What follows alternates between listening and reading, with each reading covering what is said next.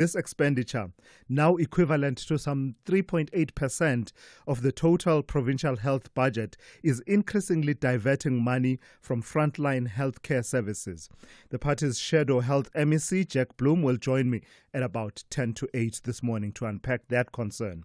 And then lastly, let me tell you this. A few days ago in Melissa Buta's morning brief in brief, we undertook to further expand on the conversation about the measures put in place by government in response to the 2021 foot and mouth disease and the impact that those measures are having on livestock farmers and the viability of their businesses across the country. Many of them are saying that they are feeling the pinch of these stringent measures and are concerned that they may soon be driven out of business. We are making good on that undertaking this morning, and I'll be in conversation with the Red Meat Producers Organization's CEO, Dr. Friki Marey, and that conversation is coming up at about 20 to 8 this morning. Morning brief team, to your stations for the takeoff, please. Dineo Motaung at the news desk, Rob Byrne on traffic. Zaikan at the sports desk, Melissa Buta with the morning brief in brief. Ntauleng Lechela has your business and market news covered, and Sipho Mantula, as always, with your Africa update at about 20 to 7 this morning. Through it all, I'd love to hear from you. Please give me a call. Let's engage. The number to dial 086 000 2032. I'll take your WhatsApp voice notes if you send them to 061 410 4107. On social media, we are at SAFM Radio on X. We are SAFM Radio on Facebook and Instagram. And we are live, as always, on our YouTube channel. That is SAFM Radio. So, what are we waiting for? Let's get this show started. Welcome back to the sun-drenched shores of St. Marie, where the beaches are beautiful and the murders are mysterious. It's Death in Paradise Season 7. New cases, quirky suspects, and D.I. Jack Mooney, who's still figuring out the island and how to drink coconut water gracefully. Catch the show where paradise meets puzzling crime, because even in paradise, someone always has a secret. Death in Paradise Season 7, Wednesdays at 9 p.m. on S3. S3, open up. S3. Big stories of the day. Hashtag the morning brief. All right, let's start it off with the morning brief in brief with Melissa Buta. Melissa, good morning. Let's start in the Eastern Cape. Tell me about these incidents that have been happening in the area of Ado and what the Premier of the Eastern Cape has been saying about them. Good morning, Thulasizwe. So the Eastern Cape Premier, Oscar Mabuyane, has called for calm and unity after violent clashes between local residents and foreign nationals in Ado in the Sarah Batman district. This left 3 people dead and 10 injured. The violence followed the alleged murder of a local man during a fight outside a tavern. In retaliation, residents reportedly attacked foreign nationals. Premier Mabuyane condemned the violence, urged cooperation with the law enforcement, and emphasized the province's commitment to diversity, unity, and the rule of law. Police have deployed, investigations are ongoing, and a community meeting has been planned to promote peace. We have more on this at 8 o'clock with the mayor in this municipality. Yeah.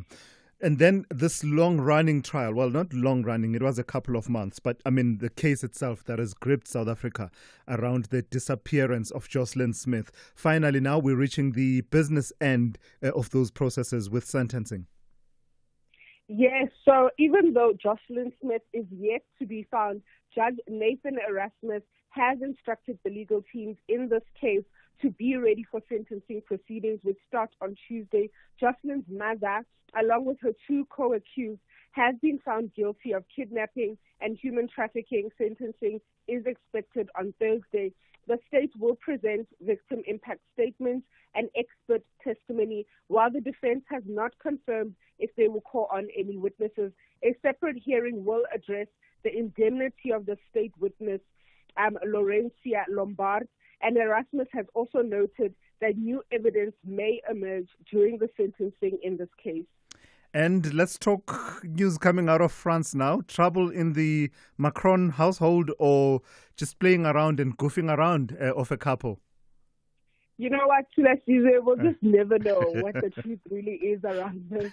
But social media erupted yesterday after a viral video showed the French President Emmanuel Macron being pushed in the face by his wife, Brigitte. Upon their arrival in Hanoi in Vietnam. The president later downplayed, however, this incident, describing it as a playful gesture from his wife. The brief incident was caught on camera, and it was described by LC as a light-hearted moment between the couple before their official trip began. Macron addressed the video directly criticizing how it was turned into controversy and used by conspiracy theorists, including pro-Russian trolls. This comes in the midst of, a lot of disinformation campaigns targeting Macron, including a recent false claim that he used cocaine during a diplomatic train trip. So quite a lot is happening in his world at this current time. And it's quite an interesting video that a lot of people have turned into their own. Absolutely. It was absolutely trending. I saw it. It was all over our timelines as people were just commenting on it and speculating what was happening. Thank you for that. That's Melissa Puta there with your morning brief in brief for this morning. Thulasizwe Simelane on SAFM. On the weather front, here's how it's looking. Pretoria will be fine with a minimum of 4 and a maximum of 21. Johannesburg fine, 1 to 19. Mbombela, partly cloudy, 12 to 23. Polokwane fine, 6 to 21. Mahikeng will be fine with a minimum of 4 and a maximum of 20. Bloemfontein fine, 1 to 18. Kimberley fine, 3 to 21. Uppington will be fine and windy with a minimum of 6 and a maximum of 24. Cape Town will be fine, 14 to 22. George will be cloudy with a chance of light morning rain, otherwise partly cloudy, 11 to 19. Gqeberha will be partly cloudy with isolated showers and rain, 13 to 19.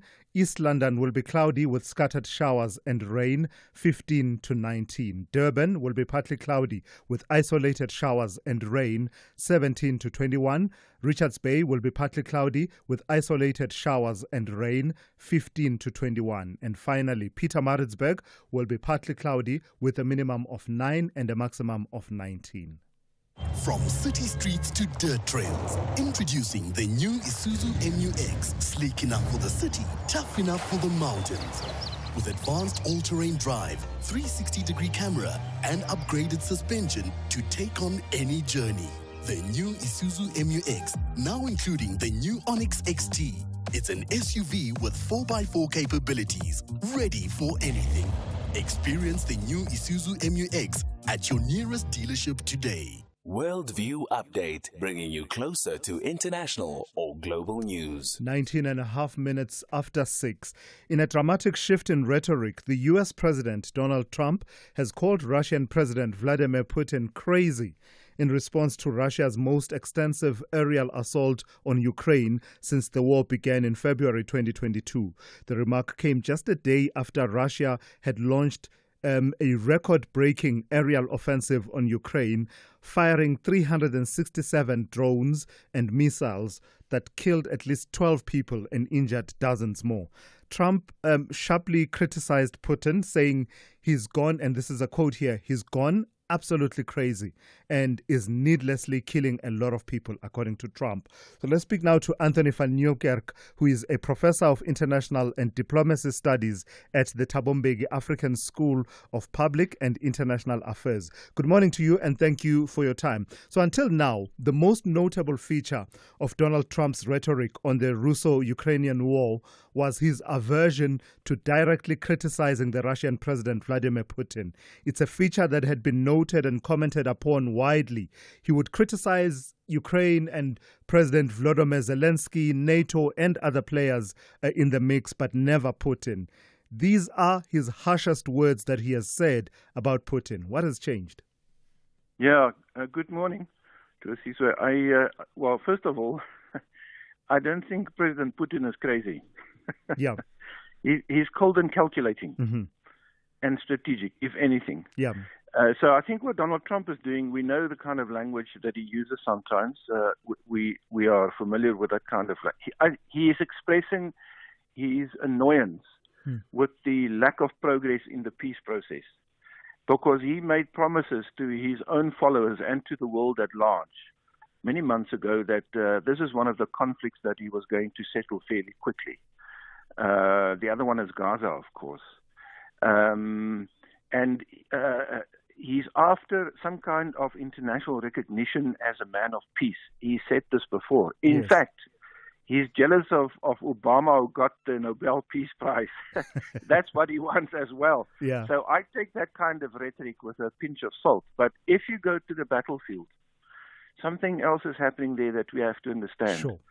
In my view, the gains you make on the battlefield strengthens your hand in the negotiations. What you negotiate with is what you win on the street and on the battlefield. So this volley of attacks by Russia on Kiev, on Ukraine, comes after Zelensky's team tried to take down a helicopter in which Putin was traveling a few days before, on May the 20th. And in retaliation and in anger, the Russians responded. Now, this is not a good thing, because the Europeans, or NATO if you want, because it's really a battle between Russia and NATO and it's taking place in Ukraine. The Europeans, through the mouthpiece of the German Chancellor, Merz, has now said, we will allow the Ukrainians to use weapons which we manufacture that are high-level missiles that will be able to strike the Russians in the hinterland, meaning on their own, field in Russia.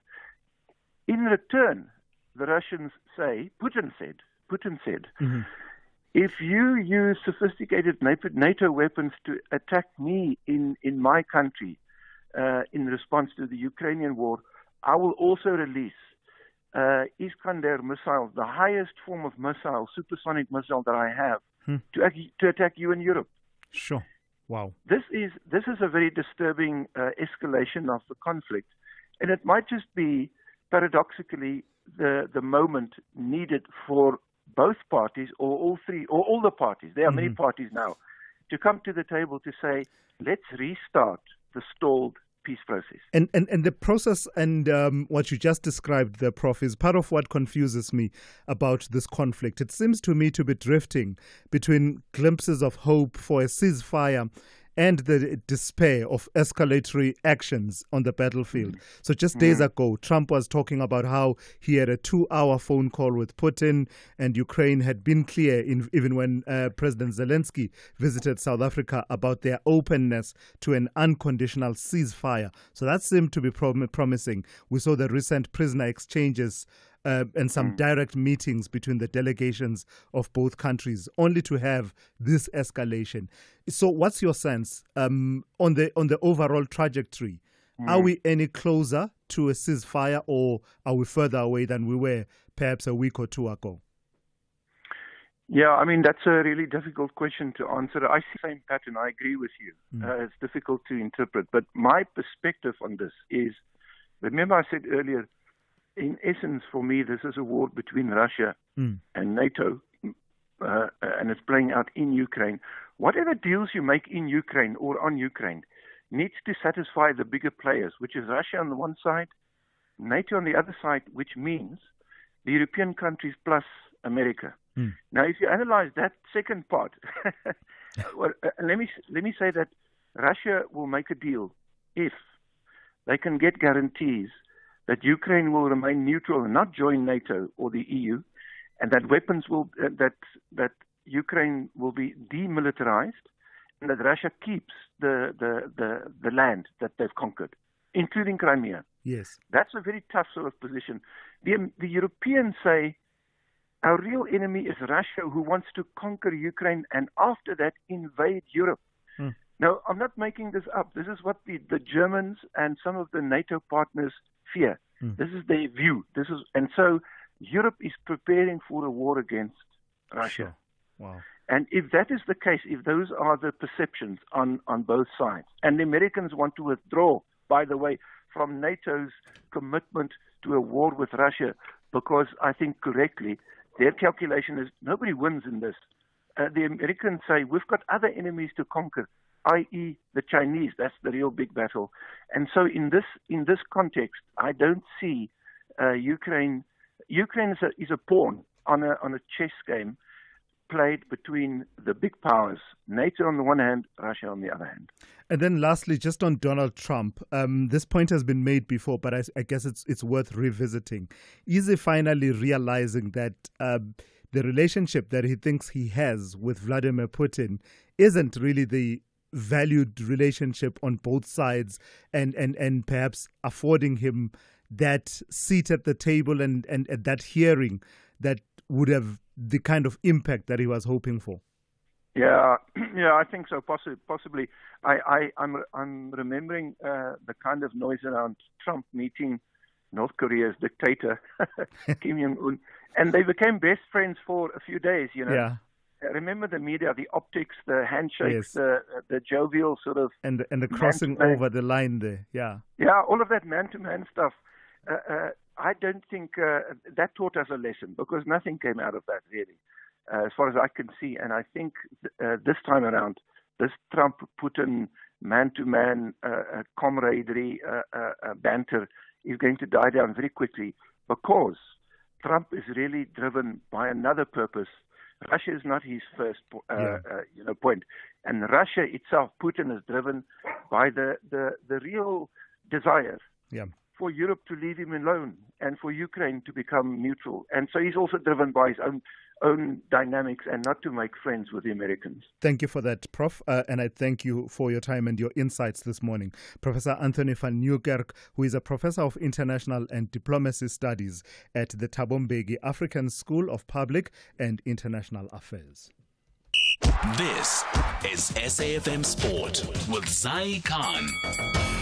It's a very good morning. Let's kick off with Orlando Pirates and their interim coach, Mandla Mcikazi, expressing his commitment to the club ahead of their final Betway Premiership fixture of the season against Magesi, scheduled for tomorrow, 7:30 p.m., all happening at Orlando Stadium. The former Arrows coach has remained unbeaten during his brief stint in charge, starting with that 1-1 draw against TS Galaxy, then secured his first win with a 1-0 victory over SuperSport United, followed by another 1-1 draw away to AmaZulu.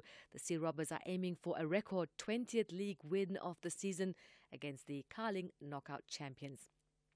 Elsewhere, Liverpool players celebrated their Premier League title success with a parade on an open-top bus through the streets of the Merseyside city in front of thousands of fans. They seized the title with 4 games to spare, ending the season with a 10-point lead over second-place Arsenal. Now, police at Merseyside saying that a driver has been arrested after a vehicle ploughed into the crowd of Liverpool fans. Officials from the force says they're investigating the reports. What I can tell you is that we believe this to be an isolated incident, and we are not currently looking for anyone else in relation to it. The incident is not being treated as terrorism. It's cast a very dark shadow over what had been a joyous day for the city and the finale to a fabulous bank holiday weekend. And the tennis action, Carlos Alcaraz got the defense of his French Open title with a straight sets win over the Italian qualifier Giulio Zepperi, 6-3, 6-4, 6-2. And we've also had the former finalist Casper Ruud getting off to a flying start, beating Spanish qualifier Albert Ramos Vinoa 6-3, 6-4, 6-2. And the 4-time champion Iga Swiatek stretching her winning streak at the French Open to 22 matches. She beat Slovakia's Rebecca Stramkova 6-3, 6-3. More sport, we'll serve it. Top of the hour, I'm Zai Khan. Well, the headlines at 6:30. I'm Dineo Motaung. Good morning. Western Cape Police Commissioner Thembisile Patekile says gang-related murders remain high despite several gang leaders being in prison. In other news, Public Works Minister Dean McPherson says there's a need to find solutions on how to integrate infrastructure development across the continent.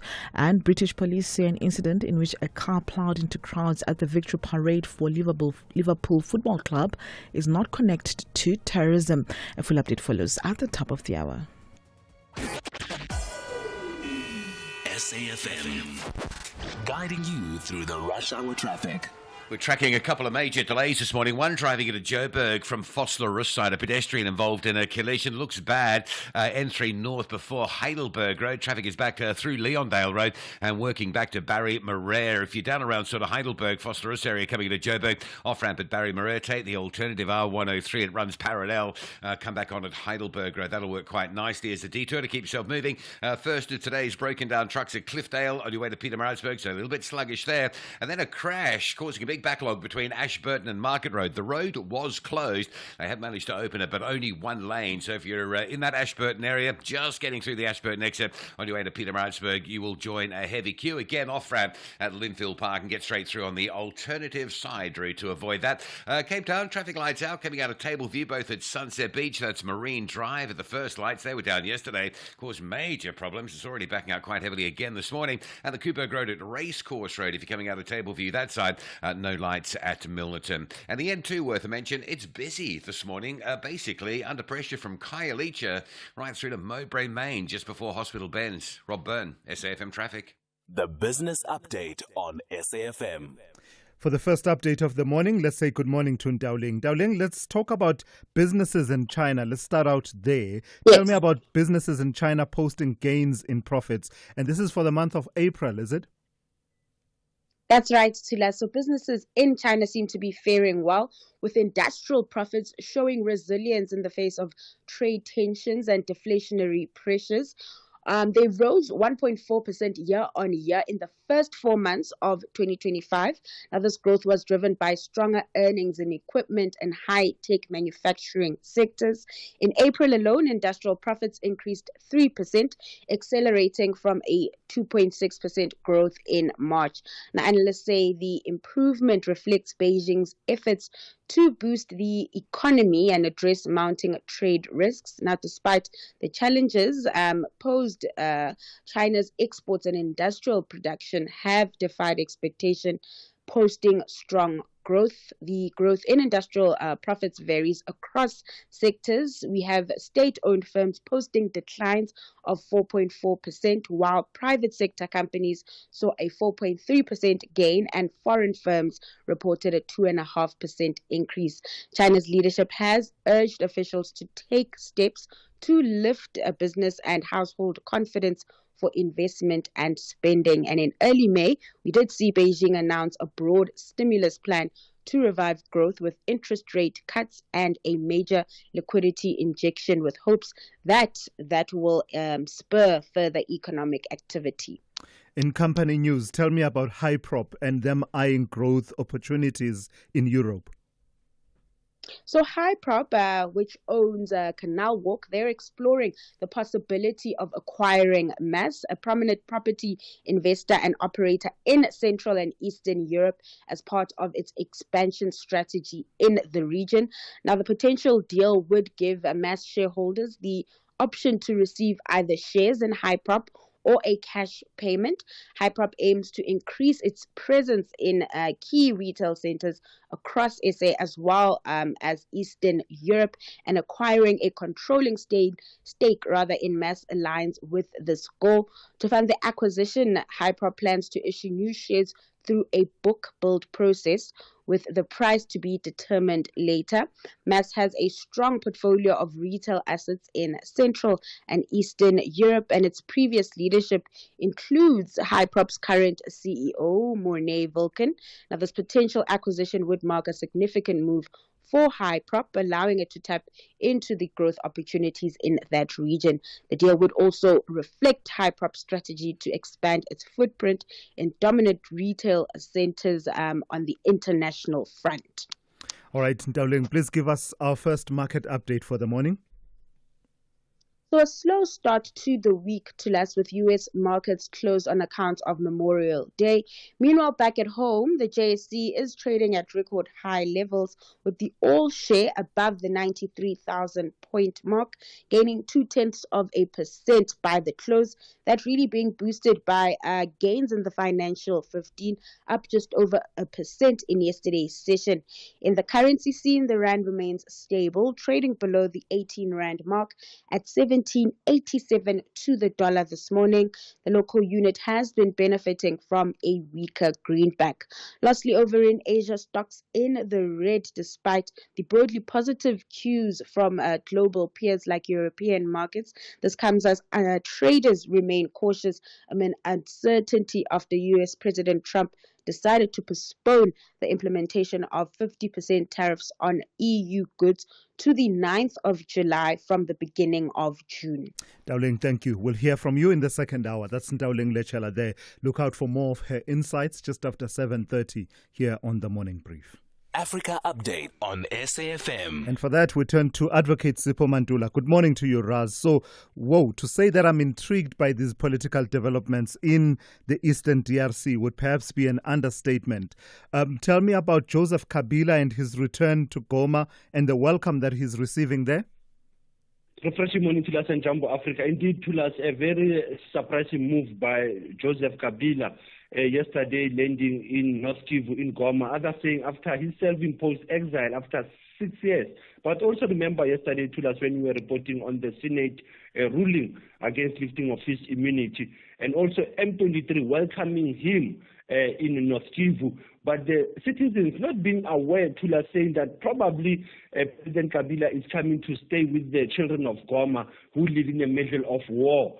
Probably something can change. But others are saying it's a political counter-attack for him to come to Goma, as we know that he's not fathomable, he's not clear to us about what is his move by returning to DRC through North Kivu, not through Lubumbashi to us, not through even going through Congo, Brazzaville, but he goes straight to the middle of the conflict in the Eastern DRC in Goma. And we don't know what will be the outcome coming from Felix Tshisekedi as they're about to ink a peace deal with Rwanda in Washington next month. Yeah, this is going to be quite interesting. I mean, you see the comments being made by the M23 leadership who are welcoming him back in Goma. It just tells you that we're in for some political intrigue over the coming weeks and months.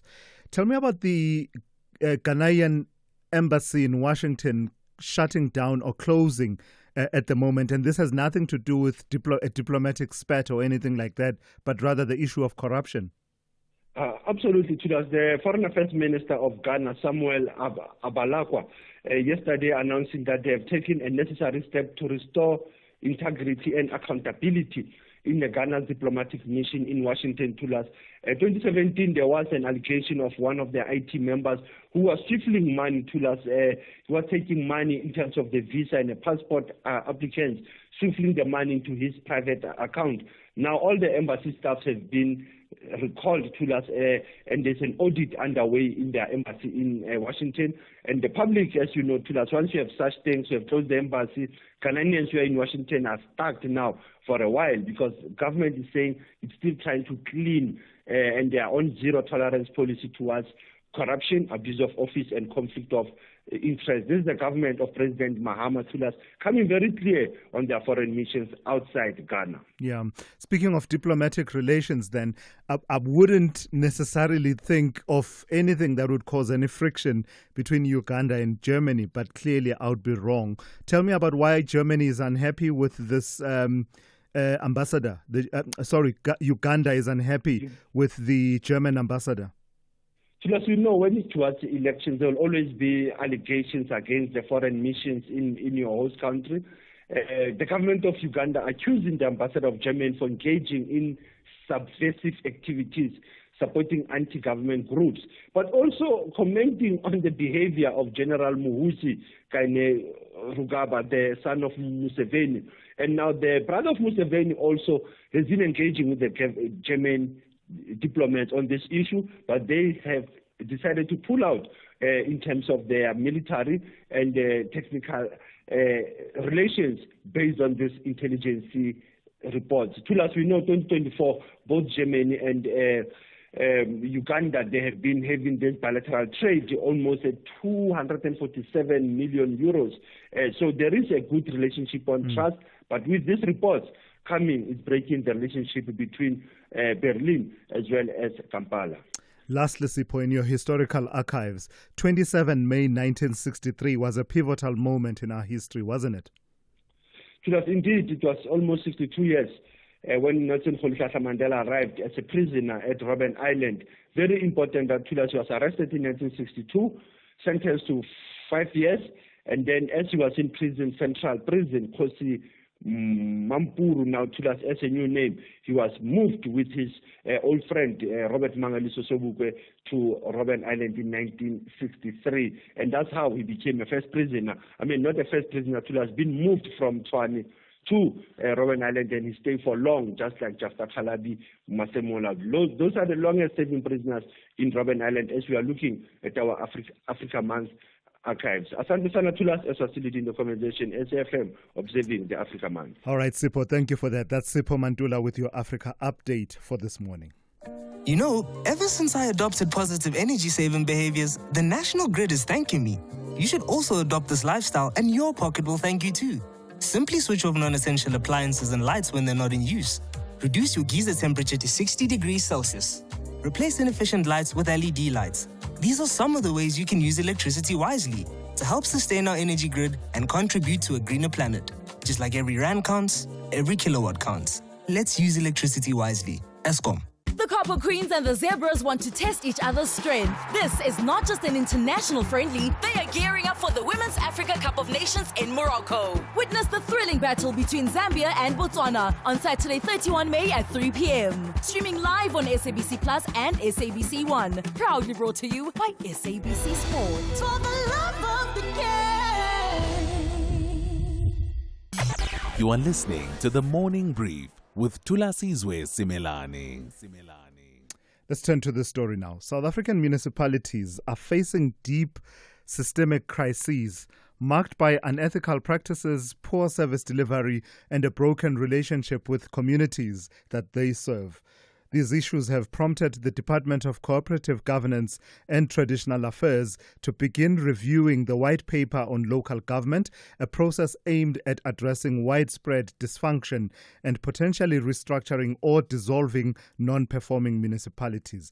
Let's welcome Dr. Michael Sutcliffe, who is a local government expert of many years of standing. Good morning to you, Doc. Thank you for your time. Good morning to Thulasizwe, and good morning to the listeners, and it's great to hear you again. It is great to talk to you once again. It is almost an existential question, Doc, is it not? Almost akin to asking you, what is the meaning of life? But here goes. What's wrong with our local government system? Look, I don't look at things that way. Yeah.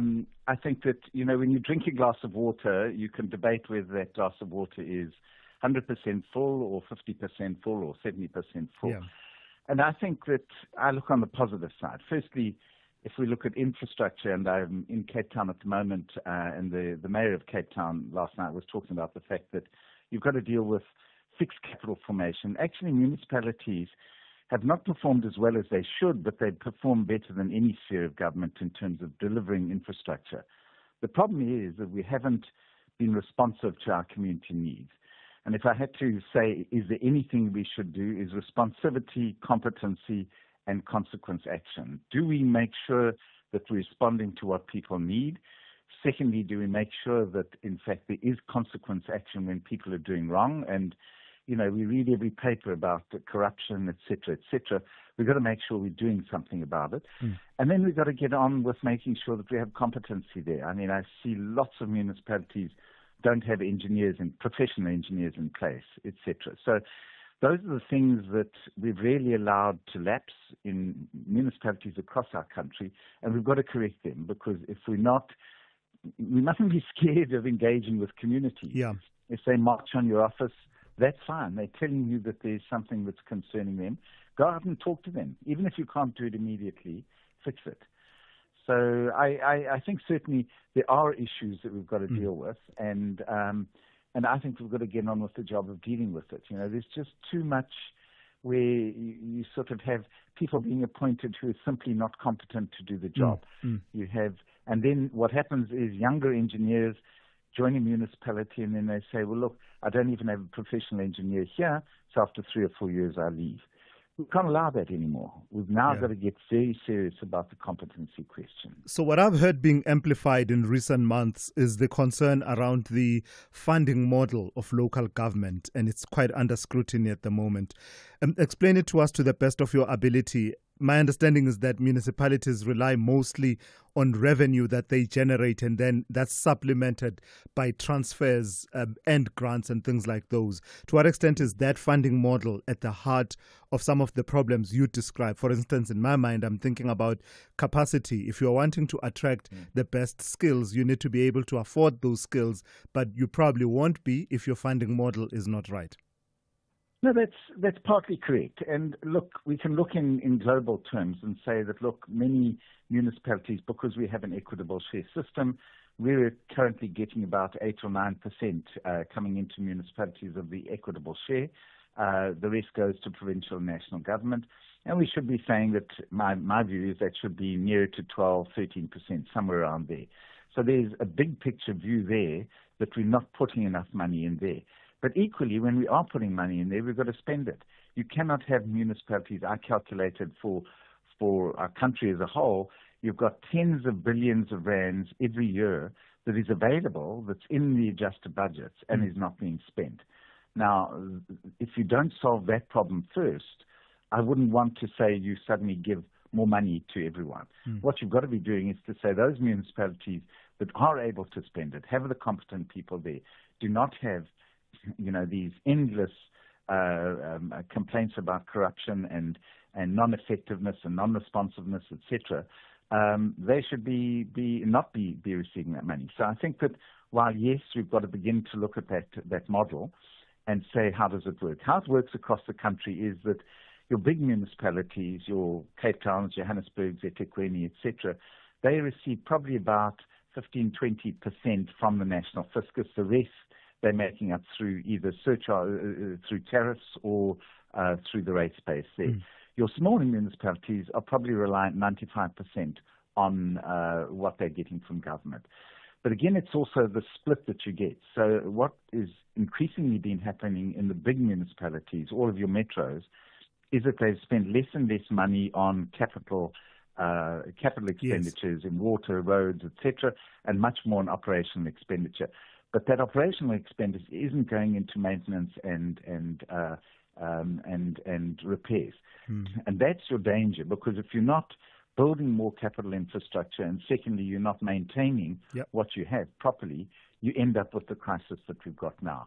So we've got to turn that around, and that again requires competent people. It requires political leadership that actually recognizes talent and make sure that where the senior management are not delivering the services, they're not spending the money that in fact gets granted by councils, they must get clapped. And in fact, as you don't mean clapped in a physical way, but they must be, in some cases, put them in jail where they're corrupt. As you're describing that situation, I'm thinking of Mangaung, which we were discussing just a few days ago. Absolutely. So lastly then, Doc, let's talk solutions. This white paper, as well as the interventions that are being mooted in terms of Operation Vulindlela 2.0, focusing on local government and saying part of what I heard being proposed is moving towards a utility-based approach to service delivery, particularly on infrastructure services, and capacitating that and ensuring that those utilities that are established at local government are fully capacitated. What's your thinking around the degree to which these will help us to turn the tide? I've never been in favor of utilities in that sense. In other words, privatized entities that get on with the job and doing it there. They haven't worked around the world, and they haven't worked here. What we need is to ring-fence those units. So water and sanitation should be ring-fenced, so you know how much money is coming in and how much is going out. But as the Engineering Council of South Africa correctly puts it, you've got to have a professional engineer running that system. The problem at the moment is we don't have that. In many cases, it's a technologist, some cases not even an engineer running those systems. So the first thing you've got to do is to make sure, number one, you ring-fence that, and that's really what the approach of Treasury is. But secondly, you've got to begin to ensure that you've got the right people to deal with that. However, in other parts of our country, we haven't dealt with the last mile yet. Black South Africans were dumped into what became known as the homelands, as it were. And that's the area that we still haven't got on with that last mile there. We've got to make sure that there's a far better accord with traditional leadership, with traditional rural communities, to make sure that they get the delivery that they deserve there. Sure. So the whole lot of those nuances that we've got to begin to correct. It doesn't require a wholesale change in the local government system, but where there are these issues, we've got to get in, plug the gaps, fix them, make sure that we've got the competencies we need and move on there. But it's not going to be some grand one that we say, no, we need utilities now. They haven't worked in other parts of the world, sure, but ring fencing does. I mean, when those of us who've run cities before and have been relatively successful, it's been about ring fencing budgets so that I knew exactly what the losses were in water and that those losses were in fact able to be corrected. All right. I've got to thank you for your time and your deep insights once again this morning. Dr. Michael Sutcliffe, who is a local government expert. He alludes there to having run cities before. You will remember, if you are as old as I am, he was, of course, the city manager of eThekwini many moons ago. Thank you for that, Doc. SAFM, guiding you through the rush hour traffic. Pretoria's northern suburb exits pretty heavy this morning, particularly Vanderboom Junction, coming through the junction on towards Mayville. Big queues there, Pretoria bound. Mighty Mopoli Highway, solid from Theo Martins all the way down to Eski and Patheli, and still some traffic lights out on Johan Haynes as you come in from the north down at Gazina, so some additional delays there as well. The big ones this morning, driving up into Joburg, a crash on the N3 before Heidelberg Road, traffic pushing back almost towards Barry Moretz, a long queue from Phosphorus passing Spruitview this morning, and 12 into Galulis all of a sudden looking fairly slow, delays getting back towards the Edenvale exit. Crash on Durban's or KZN's N3 between Ashburton and Pietermaritzburg, which blocked the road earlier. That scene has been cleared. Traffic is starting to move through that area, backlog being processed if you like. Still a stationary truck at Cliffdale, so heavy again this morning from sort of Key Ridge territory as you get up into that obstruction. One lane open, of course, it's a major construction zone. If you're Pietermaritzburg bound, it's another heavy one through there. M7 into Pinetown, backed up already from Hunt Stepman. The N2 from the M7 to Westwood Mall, queuing up through the construction there as well. Cape Town, very busy out of Mitchell's Plain. Not only the M7 roadworks at Samora Michelle, but just beyond that, there's a crash scene. So the M7 queues right back to Morgansteer, Highlands Drive, R300 into the M7 a heavy, and Velta Freden Road running parallel out towards Philippi. Very busy with diverting pressures, and still no lights on Marine Drive. This is what caught you out yesterday afternoon. Catching you again this morning. Marine Drive, the first lights at Sunset Beach coming out of Tableview, still down. Big traffic this morning from Bayside Mall. With your traffic update, I'm Rob Byrne. What if you open up more? Open up to learning and experiencing more of Mzansi and abroad?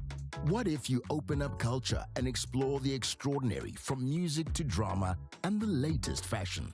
What if you open up your wild side, discover a world of skyscraping cities and brown sugar beaches? What if you open up your kitchen and immerse yourself in cuisines from all corners of the world? What if you open up your voice with all eyes on you without being seen? What if you open up your morning to lekker conversations and world-class entertainment? What if you open up more? Thulasizwe Simelane on the Morning Brief. Weekdays, Monday to Friday, 6 to 9 a.m. All right, let me take one or two of your calls as well as your voice notes as well. Let me start with a message that came through from Laki Masikela in Alexandra. Laki says, it is sad to see the people that we voted for in power now change to serve their masters from the West. What Mr. Malatsi is doing is a total betrayal to the poor people of South Africa to serve the likes of Musk and Trump only after 2 days of that meeting. Sad day for South Africa, says Laki Masikela in Alexandra. Then let me take one or two voice notes that have to do with that exactly, and then I'll go to your calls. Good morning, Spumelele Ngamu and Pietermaritzburg. You guys owe me a pizza if I predict this one correctly. Soli Malachi will say, it takes quite a long time for this policy directive to be formulated. It goes through a consultation process. And so it's being unfair to say we are doing this for Starlink, which just happened a few days ago. So there is no ways that we are doing it for Starlink. It takes many, many weeks to formulate these policy directives. Yes, it does take a long time, That means they preempted that they will go there and offer Elon Musk this whole Starlink thing. But it's still a Starlink policy. I Sugarman. Oh, Spumelele, what a call. I move that Spumelele be a regular contributor. I really enjoyed that. I mean, it's critique and it's sharp, but actually you can hear the way that he delivered it is such that it is engaging, absolutely engaging. So let me go straight then to the calls. Let me take Chris in Pietermaritzburg. Good morning to you, Chris. Also on this issue of Solimalat. Yes, Thulas. Political showmanship will be the death of us all. Mm-hmm. The voice note that you just played, is incorrect because it's not a new police. It's an old police. Uh-huh. If you can Google it, there's Yes. even a 10-year review by Genetic Analytics on how is this impacting BEE and attracting investment. But most importantly, we must accept we are beggars. We are desperate for investment. We do not have leverage to choose to be, like being a beggar on the street, but you're only accepting oysters. We can't be at that position. Unemployment is hitting this country and is really taking us back to 2021 riots, threatening to take us there. Sure. And we really need to adapt our policies so that we can attract investment. So, Chris, when you say Chris, when you say this is not new, are you talking about it broadly within the various empowerment laws or specifically in this ICT and digital sector? No, I mean broadly in the BE environment. It's not a new policy. It has always been there. It is not, yeah. So I think South Africans really, it's either people honestly do not want to read or they are deliberately ignoring to read all these laws so that we know what is our policy environment. But lastly, the most important thing is we have adopted policies that firstly we have forgotten about and secondly that are not helping the country to develop economically. All right, gotcha. That's Chris in Pietermaritzburg there. And of course, we will put those questions to Solimalatsi when we speak to him after 7. Let me go to Maxwell in Tshwane. Good morning to you, Maxwell. You want to raise a completely different issue. Please go ahead. Morning, Thulas. I know you're well. Very well. The double standard that is perpetuated by America in Donald Trump by condemning Israel, by condemning Ukraine and Russia war, but it's very quiet about the atrocity that is happening each and every day in Palestine.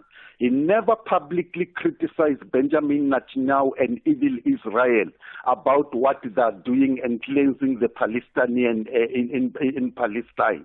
It's a double standard to me. It's something that USA is always supplying arms to Israel, but when Israel do whatever it's doing at the moment, nobody's touching Israel. Journalists are being killed. Kids are being massacred in that part of the world, Thulas. It doesn't sit well with me at all because it looks like there is some certain war that is very serious to NATO and the other one that they're ignoring where poorest of the people are being massacred in Israel, Thulas. In fact, as you are saying that, Maxwell, the words, the expression and the phrase that you used, atrocities that are happening in Israel right now, got a student at New York University into serious trouble just a few days ago. And I'm raising this just to point out the kind of internal discussions that are happening about the conflict in Gaza. In the United States, the pressures that are there that are coming from the administration that even saying the expression that you said has landed someone in trouble at New York University. And 2 people have been killed in America quite recently. How sure are we that that situation is perpetuated by the ignorance by the USA and Israel there? How sure are we that all the Israelis that are all over the world are safe after what happened? This is a disaster waiting to happen to us. And thank you so much for taking my call. That's Maxwell in Tshwane there. That brings us to the top of the hour at 7. Let's check in with Dineo Motaung with the latest news. Outsurance will go out of their way to try and save you money on your car insurance. If they can't, ask for 500 Rand. SMS out to 30754. Now that's good news.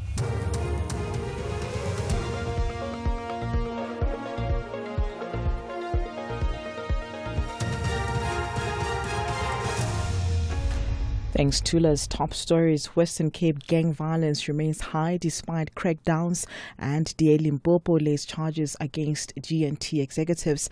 A very good morning. Western Cape Police Commissioner Thulasizwe Simelane says gang-related murders remain high despite several gang leaders being in prison. Gang violence has been identified as the second leading cause of murders in the province during the release of the latest crime statistics. Simelane says the escalation of violence could be linked to the jostling of positions when leaders are arrested. He says 1,068 murders were recorded between January and March. What it creates, there is a void. That what we have not mastered is when we do a takedown, and then we expect two things that's going to happen. One is a conflict within that gang for leadership, and then the second one will be the other competing gangs wanting to take over the area that the leadership of those gangs have been taken away. That is the very most problematic part. I must admit that we need to find another wisdom of how do we sustain that when we have a takedown. In other news, Public Works Minister Dean McPherson says there's a need to find solutions on how to integrate infrastructure development across the continent. This comes as the 2025 Sustainable Infrastructure Development Symposium continues in Cape Town. Government has consistently emphasized infrastructure development as a strategic priority and promised to turn South Africa into a construction site. McPherson elaborates. 14 ministers from across the African continent met to discuss how we can integrate infrastructure development to have a common approach and common purpose so that we can drive regional and continental integration that boosts our economies and creates jobs. So, very good meeting. A real commitment with determined outcomes, agreed outcomes of how we move forward. We also had a number of South African ministers attending as well as premiers and seeing how we can bring collaboration together between the South African government and governments across Africa. We move to Mpumalanga now, where the case of 4 people arrested in connection with the disappearance of journalist Busiso Ndlovu and his partner Zodwa Mdluli resumes today in the KwaMhlanga Magistrates Court. Last week, Samuel Muhongwe, Lakis Kosana, Silowani and Tato Madisha kept their heads down in court to avoid the media. The court heard that Wane has 2 previous convictions for robbery with aggravating circumstances and for attempted murder. He told the court that he was sentenced to 8 years in prison for each crime in 2017. However, he's out on parole, which will end in May 2026. Accused 3 and 4 have abandoned their bail applications. Magistrate Andre Dupree says the state has added 2 charges of murder. Count number 3, one of alleged murder against all 4 of you, where it's alleged according to the charge sheet that on or about the 18th of February this year, it's alleged that all 4 of you unlawfully and intentionally killed Aseri Ndlovu, 38 years of age, a male person, by shooting him with firearms. It's alleged that all 4 of you unlawfully and intentionally killed Zodwa Mdluli, 46 years of age, female person, by shooting her with firearms. In Limpopo, the DA has laid criminal charges against the board and the management of Limpopo government-owned bus company Great North Transport, or GNT. The party spokesperson Jack Small says the charges come after allegations that GNT failed to pay employees' pensions and medical aid contributions for 6 months. The company allegedly owes 10 million rand in medical aid for over 247 employees. It also allegedly owes 6 million rand in pension contributions for 900 employees. Small says they want both the board and the executive to account. The financial woes of GNT is becoming worse and worse, and they're not being able to pay their creditors. This at the expense of the workers. And today we are standing up for the workers, and today we are holding government accountable, and that is why we are here to lay criminal charges against the personnel of Great North Transport, and also not being transparent with not paying the funds over to government. Meanwhile, GNT spokesperson Patrick Mongwe has conceded that the medical aid contributions were not paid and has promised that they will be settled today. We have learned as a leader that GNT has been struggling to pay its medical aid as a result of the financial challenges that they are facing. But we can assure that before the end of today, we are going to settle all those outstanding pensions as well as contribution towards the medical aid. Lastly, North Korea has strongly criticized the U.S. plan to build a missile shield, calling it a serious threat that could turn space into a nuclear battleground. U.S. President Donald Trump announced the plan for the so-called Golden Dome defense system last week with the aim to bolster the U.S. defenses. But North Korea says it risks triggering an arms race and raising tensions with nuclear and armed countries. Recapping the top story this hour, Western Cape Police Commissioner Thembisile Patekile says gang-related murders remain high despite several gang leaders being in prison. Headlines at 7:30 for SAFM News. I'm Dinamo Taung. Those were the top stories for this hour. Don't miss out on a possible car insurance saving. SMS out to 30754 for a quote. Outsurance, where you always get something out. You won't hear this in the news headlines, but it's definitely worth talking about. Laurette, a 61-year-old woman, is a real Outsurance client who switched and now saves a newsworthy 725 Rand a month on her 2024 BMW X1. That's 725 more money in her pocket every month. Why pay more when you could pay less? Get a quote from Outsurance today and see how much they could save you on your car insurance. SMS out to 30754. That's out to 30754. With Outsurance, you always get something out. A licensed insurer and FSP, T's and C's online. It's a very good morning to you. In your SFM Sports Headlines Soccer, the under fire Nasruddin Nabi maintaining that there's been progress under his reign at Kaizer Chiefs.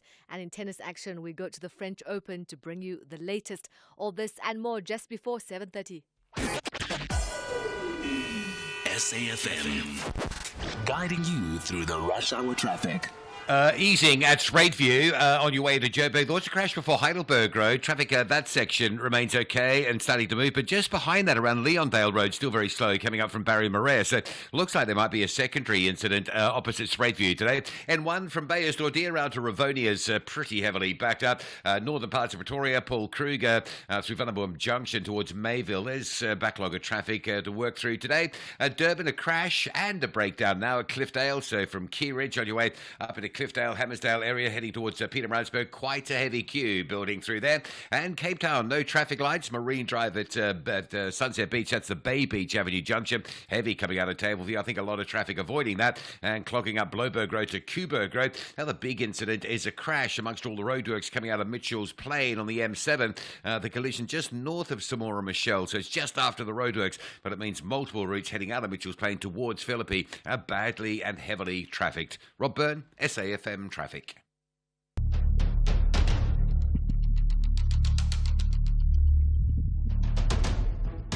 The Morning Brief with Thulasizwe Simelane.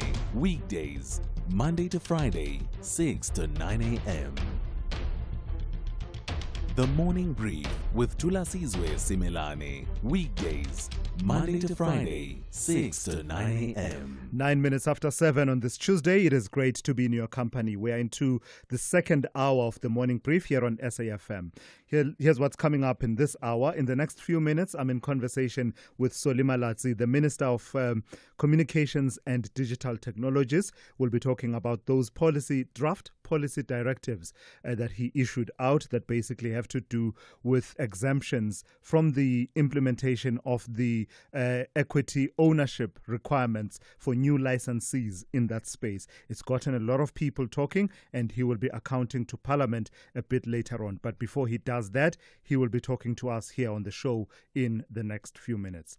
Immediately after that, we talk infrastructure with Vikas van Niekerk, who is the Dean of the Faculty of Engineering Engineering at Stellenbosch University. We're talking in the wake of the Sustainable Infrastructure Development Symposium, which is taking place at the moment, but also in light of the major announcements around a major infrastructure build in the country, 1 trillion rand over the next 3 years. But how will it all be financed? We'll raise that conversation in the next few minutes. And then, of course, a bit later on, that conversation with the CEO of the Red Meat Producers Organization, Dr. Friki Marey, and he'll be talking to me about the stringent measures that government has introduced around foot and mouth disease and how they are impacting livestock farmers across the country. That is coming up at about 20 to 8.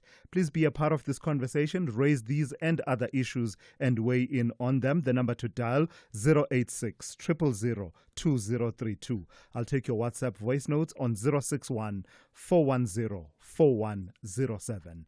This is SAFM. We are leading the conversations that move us. The second hour of the Tuesday edition of the Morning Brief starts now. Do you want to study towards a tertiary qualification but need a flexible study schedule? Stadio Higher Education's distance learning qualifications offer just that. Our distance learning support is designed for your success. 2025 applications to Stadio's range of high-quality, affordable qualifications are now open. Distance learning qualifications are available in law, administration and management, commerce, teacher education, policing, law enforcement, humanities, and information technology. Visit stadio.ac.za and register today. Stadio, a new vision in higher education. Banyana African champions host Zambia and Botswana in the Three Nations Challenge to prepare for their title defense in Morocco. All matches will be at the Lucas Moripe Stadium at 3 p.m. Banyana take on Botswana on Wednesday the 28th of May. Then Zambia faces Botswana on Saturday the 31st of May, and Banyana close with Zambia on Tuesday the 3rd of June 2025. The nation with the most points wins the trophy, and the tickets are available at Ticket Pro at 40 Rand for adults and 20 Rand for children under 12 and scholars in uniform. For more details, visit safa.net and Banyana_Banyana on X. For the love of the game.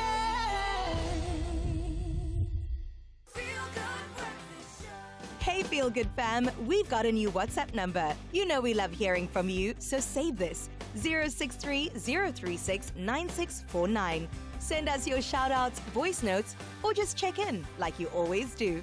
Same good vibes, just a fresh new line. That's 063 036 9649. Let's feel good together, weekdays 6 to 9 a.m. on S3. The Morning Brief with Thulasizwe Simelane. 13 minutes after 7, Parliament's Portfolio Committee on Communications and Digital Technologies has invited Minister Solly Malatsi to explain newly gazetted policy directives that appear to ease broad-based Black economic empowerment rules for licensing satellite services. The move, perceived by critics as favoring Elon Musk's Starlink, was announced by Malatsi a mere 2 days after a high-level meeting in Washington between delegations led by President Cyril Ramaphosa and U.S. President Donald Trump, respectively. To say the minister has been in the eye of the political storm since would perhaps be understating the case. He joins me now ahead of his meeting with the Portfolio Committee in Parliament. Minister, good morning. Thank you for your time. What problem are you trying to solve with these policy directives? Good morning to Thulasizwe and to the listeners. The problem that we're trying to solve with the policy directive is the lack of harmony between what are the ownership regulations which were introduced by ICASA, which is the authority in the communications and telecommunications space, to ensure that they are fully compliant with the spirit of what the BBBEE Act envisions as instruments of empowerment for any players, particularly multinational players that want to enter our space, because the BBBEE Act makes provision for two possible points to enter, one being through the 30% local ownership or the equity equivalence program. And then it goes further to set what are sector codes for each and every sector. In our industry, those are the ICT sector codes, which means that those companies can invest in a series of interventions ranging from training programs, enterprise development, research and development, and investing in community initiatives. And in our case, in the ICT sector, that would range, around connectivity and digital access. Is it the case then that in your reading, the ICT sector codes do not take full account of those equity equivalents and alternative pathways to achieving that empowered status? In fact, the ICT codes, sector codes do that. What doesn't do that is the ownership regulations, and that is what we are trying to sort out, because the sector codes are very clear, and that's why often in the debate it gets missed. It gets missed that the ICT sector codes make provision for the equity equivalent programs.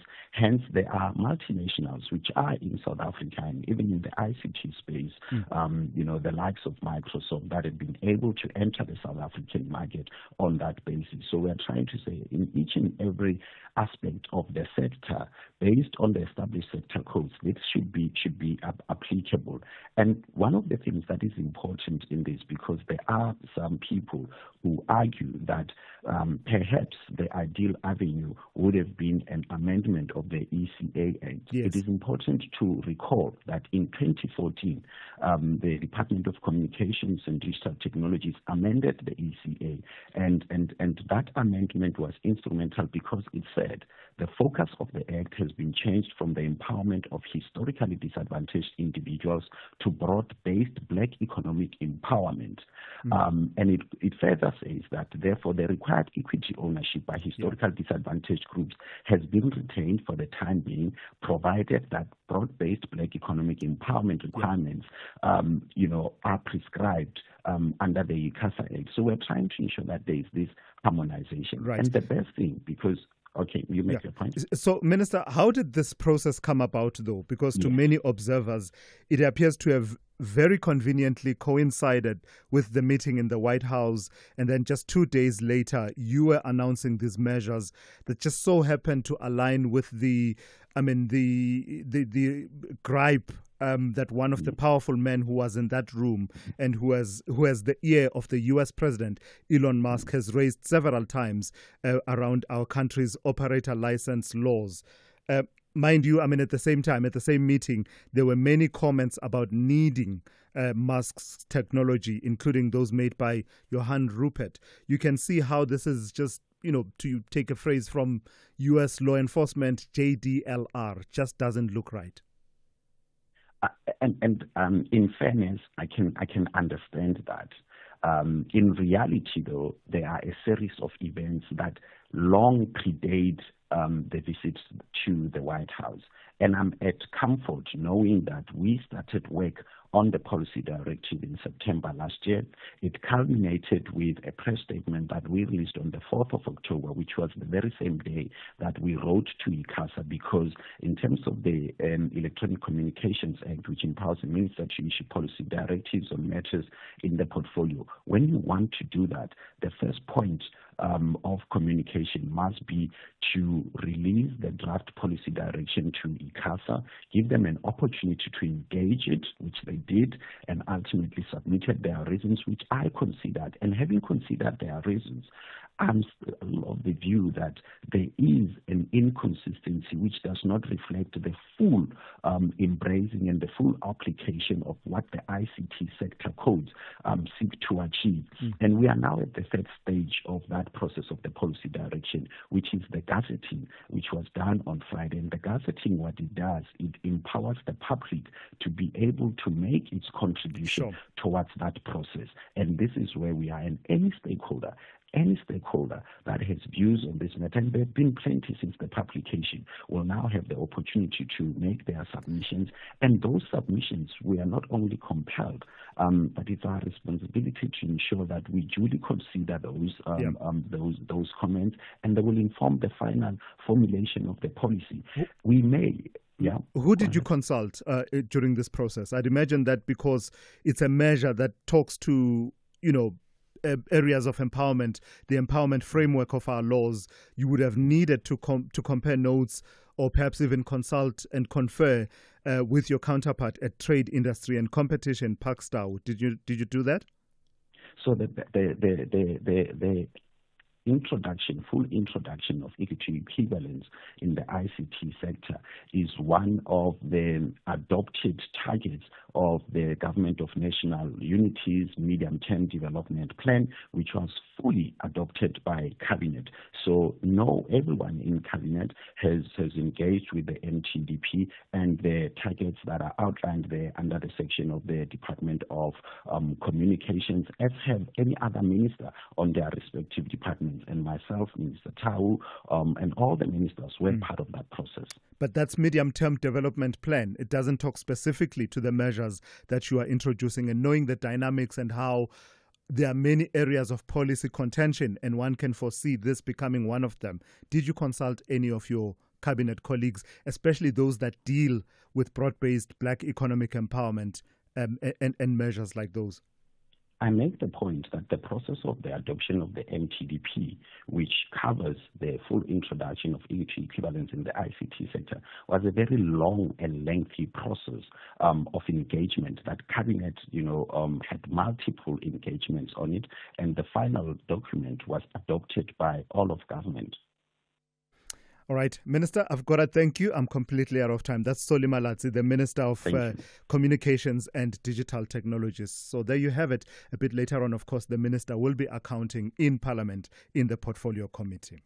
Whether it is a CCMA referral, problems with a mechanic, or unfair blacklisting, Clientele legal plans are affordable, and you receive up to 670,000 rands worth of legal services per year. We cover civil, criminal, and labor-related matters. Our legal team will be your support 24 hours a day. SMS SAFM to 32195. That's SAFM to 32195. Clientele General is an authorized FSP and a licensed non-life insurer. T's and C's online. Standard rates apply. The Copper Queens and the Zebras want to test each other's strength. This is not just an international friendly, they are gearing up for the Women's Africa Cup of Nations in Morocco. Witness the thrilling battle between Zambia and Botswana on Saturday 31 May at 3 p.m. Streaming live on SABC Plus and SABC One. Proudly brought to you by SABC Sport. For the love of the game. In a land scorched by the sun and shaped by time, life refuses to surrender. From the silent stalk of the Arabian leopard to the resilient march of the sand gazelle, witness nature's fiercest survivors. Arabian Inferno, a journey into one of Earth's most extreme habitats where every day is a battle for survival. This is the wild. This is Arabian Inferno. Sundays at 6 p.m. on S3. Open up. Thulasizwe Simelane on SAFM. 23 minutes after 7. The Sustainable Infrastructure Development Symposium of South Africa is underway. It's now in its 4th year, and it continues to serve, we are told, as a critical platform for driving forward the country's infrastructure agenda. The event brings together government leaders, private investors, technical experts, and policymakers to explore how strategic infrastructure investment can power economic recovery, generate employment, and improve service delivery. Let's speak to Wikus van Niekerk, who is the Dean of the Faculty of Engineering at Stellenbosch University. Good morning to you, Prof, and thank you for your time. This is a symposium, and it comes against the backdrop, of course, of a commitment to more spending on infrastructure to the tune of some 1 trillion rand over the next 3 years or so. How does a symposium like this assist in driving that agenda forward, in shaping the conversations that need to happen, for instance, around funding? Yeah, thank you very much for the opportunity. I think a big role of gatherings like this is it brings the different role players together in the same venue at the same time, and they can actually discuss and debate, what are the requirements and what are the impediments to make these projects go forward. So I think it's a good place to be, but I think it's very important that this just not remain a talk shop. There's actually some real action afterwards. Yeah, let's talk about that not being a talk shop, but some real action. I imagine that the conversation about how to fund the infrastructure development we are talking about will be key, given the fact that everyone now accepts that our fiscus is such that the state can't always be the one that drives it. And I've seen the conversation around triple Ps, being at the forefront of it all. What in the environment makes that conversation to be conducive around different models for funding? Yeah, I think in general, to actually get funding from development banks is not that hard, but you need to have a number of things in place. And unfortunately, currently in South Africa, in the government space, we have a huge lack of skills to actually put these projects together and to present them to the funders. It's also an environment, where you do need, as you alluded to, private capital to step up and come and join forces with government. But in order to do that, you need mutual trust. You need competencies in both organizations to actually participate in the development and eventually the rollout of the projects. So from the work that has been done in the last few years, and I allude here to the likes of Operation Vulindlela and tackling various reforms, has enough work gone through to create the environment that you just described now, the environment of trust, investment in these infrastructure projects? I think we've made some progress, and I think, for instance, if you look at more than 7 gigawatts of independent power producers that's connected to the network on the one hand, formally through the Eskom and the REIPP program, but also an additional 7 gigawatts that was installed, what we call behind the meter, which was opened up because the regulations were changed, and you cannot build a power station up to 100 megawatts without going through some very, very difficult steps. I mean, those two effects really that we didn't have load shedding for the last year and a half. So, I mean, there's a clear indication if government sort of lightens up in some sense and allow private industry to step into the space where the state-owned enterprises unfortunately cannot provide the services. That is a good story, and I think we should have more of that. We can have that in the rail sector as well, but we need to start moving on that. Lastly, Prof, is it possible to balance between, driving the sectors such as rail, energy, which it appears dominate the conversation on infrastructure, but is it possible to balance that with social infrastructure? And I know that we've been talking about the pipeline industries, including water, as it relates to local government and municipalities, the possibilities of investment at that level.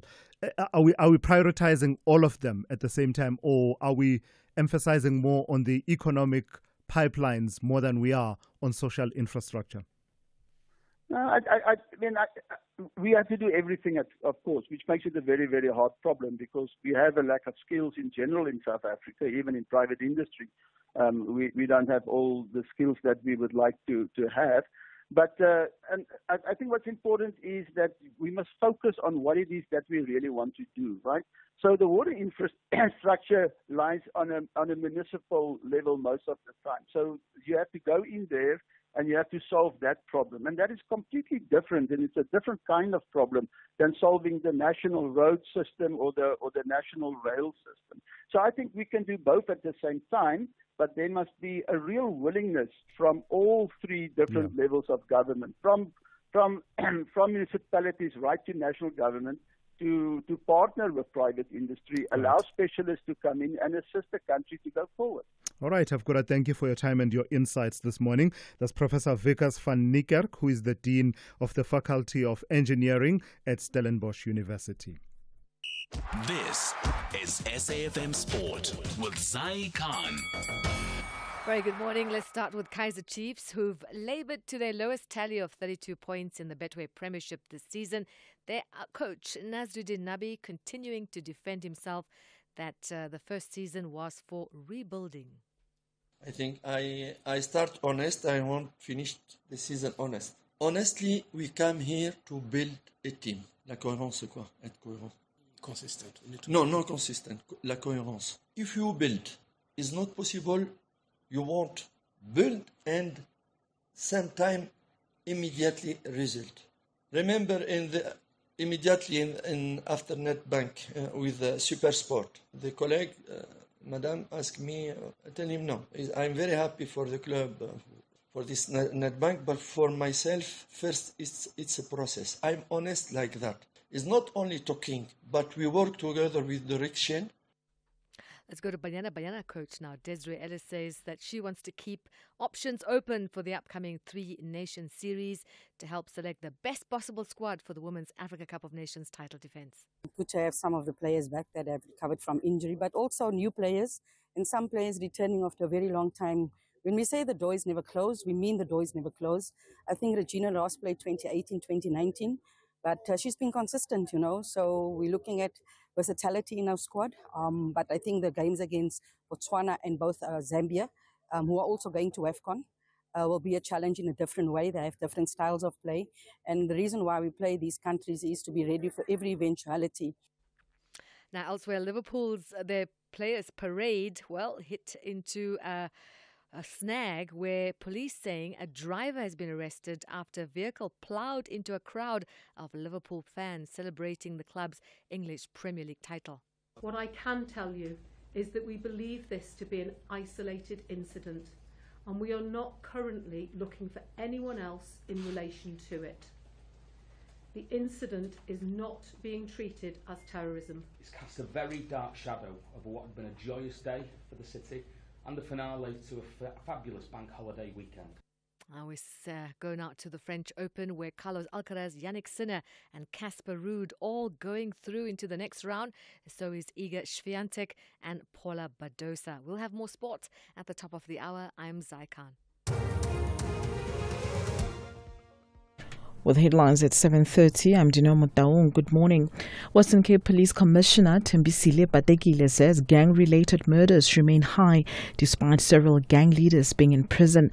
In other news, sentencing proceedings will commence in the Western Cape High Court in Saldanha Bay this morning in the kidnapping case of Jocelyn Smith, and Ghana's foreign minister has temporarily closed the country's embassy in the US. A full update follows at the top of the hour. SAFM, guiding you through the rush hour traffic. Reports coming in of quite a major collision this morning just north of Durban on the R102 at Tongaat. It's a bus that has careered off a bridge on the R102, northern side of Tongaat.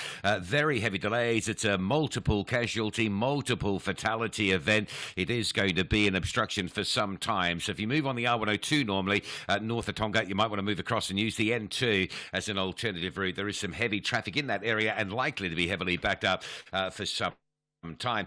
Staying in KZN, crash on the M4 at Virginia, or just south of Virginia Airport near the Durban North exit. Heavy both ways, really bad coming out of Umhlanga towards Durban, but also pretty heavy over Blue Lagoon, making your way up towards Umhlanga as well. Also a crash at Cliffdale, so from Key Ridge on your way out to Pietermaritzburg. That's another busy one this morning. Things calming down on Joburg's N3 North at Heidelberg Road. Couple of collisions there this morning. That is all out the way. The N14 Krugersdorp Highway, again another big backlog heading into Brockfontein interchange as you line up through towards Pretoria. Cape Town, Mitchell's Plain M7, both ways very slow at Samora Michelle, in and out of Mitchell's Plain through the roadworks, and no lights on the Marine Drive at Sunset Beach. That's heavy again today, coming out of Sunningdale, Tableview area towards Milnerton. Rob Byrne, SAFM Traffic. The business update on SAFM. Dowling Lechala is back with another update. Good morning to you once again in Dowling. So Pick n Pay is starting to see the, I don't want to say light at the end of the tunnel because for obvious reasons, but they're starting to see the finish line for this process, this turnaround process they're busy with. That's right, Thulas. But, you know, we are still seeing some troubles on that front, and that's why we've seen them delay their break-even target by a year. They're now expecting to reach profitability in its 2028 financial year. CEO Sean Summers attributes this delay to structural inefficiencies and the need for long-term sustainability, emphasizing that the decision to take longer to achieve profitability is a deliberate choice to build long-term strength rather than chasing quick fixes. Now, Summers has extended his tenure until May 2028 to oversee the company's transformation, focusing on making Pick n Pay, quote-unquote, future fit with a strong leadership team and sustainable operations. Now, the company's turnaround plan is showing some results on some fronts with narrowed annual losses. Boxer has continued to be the star performer in the group. Pick n Pay's online business, driven by Pick n Pay ASAP and the Mr. D app partnership, grew turnover by 48.7% and is now profitable. Summers is optimistic about the company's progress, stating that Pick n Pay is winning back customers one at a time. The company has seen a 4% increase in customer numbers over the last 12 months, excluding the stores that have been closed or converted. Now, a total of 40 loss-making Pick n Pay supermarkets were closed or converted over the period. 25 company-owned supermarkets were closed, 7 were converted to franchise stores, and 8 were converted to Boxer stores. And we also have an update from Barlow World, and it's not good news. They've had a really tough 6 months, Thulas. Revenue declining 5.8% and earnings falling 20%. Now, this was largely due to troubles at its Russian unit, VT. Now, many JSE-listed companies exited their businesses in Russia after the onset of the war in Ukraine, but Barlow World opted to retain its Russian operations. And just zooming into that performance, excluding that unit, earnings would have been flat, but now we are seeing earnings down 20%. Looking at some of the other units, we are seeing some resilience coming through, with Barlow World Equipment Mongolia's revenue increasing 23% and Ingrain's performance remaining stable. Company CEO Dominic Sewela noted that trading conditions were in line with expectations, marked by a stable to modest economic growth and guarded optimism amid ongoing cyclicality and subdued commodity markets. The group, in the meantime, remains concerned about the investigation by the U.S. Bureau of Industry and Security for potential export control violations related to that same business, the Russian unit VT. Barlow World had previously filed a voluntary self-disclosure notification for U.S. authorities, flagging possible export control breaches. Now, after being granted an initial extension, the deadline for submitting a final narrative account has been further extended to September. Looking ahead, Sewela noted that the potential future impact of tariffs on the group is uncertain and said that Barlow World is assessing the possible medium to long-term consequences. How are the markets looking at this hour, Dowling? Kicking things off in Asia after a 2-day rally, stocks on that front are really in the red. That rally rather is running out of steam. We're seeing the Shanghai index leading the losses on that front, down over 0.2%, and this despite upbeat economic data. We saw industrial profits up 3% in April. That, however, failing to boost their markets on that front. Over in the U.S. futures are in the green. Traders on that end will be assessing U.S.-EU relations once markets open after a long weekend. Meanwhile, back at home, markets in the green as well, with the all share gaining 0.21%. The rand continues to push through at 17.88 to the dollar this hour. Traders, however, will be taking a wait-and-see approach ahead of that MPC meeting that will be taking place on Thursday. Dowling, thank you. We'll hear from you once again in the third hour, just after 8:30 here on The Morning Brief. Outsurance knows South Africans are feeling the pinch, so you've been looking for ways to save money. You could cut corners with things like that coffee brand you love. Or you could go the easy way, where you could save money on your car insurance. SMS out to 30754. That's out to 30754. Let's hear what real Outsurance clients have to say. I saved 455 rand. It was quick and easy. I'm saving 411 rand a month. Outsurance helping me save money. That saving is actually saving my paycheck. Leave all the insurances and come to Outsurance. It was fast, easy, and he gave me the best quote.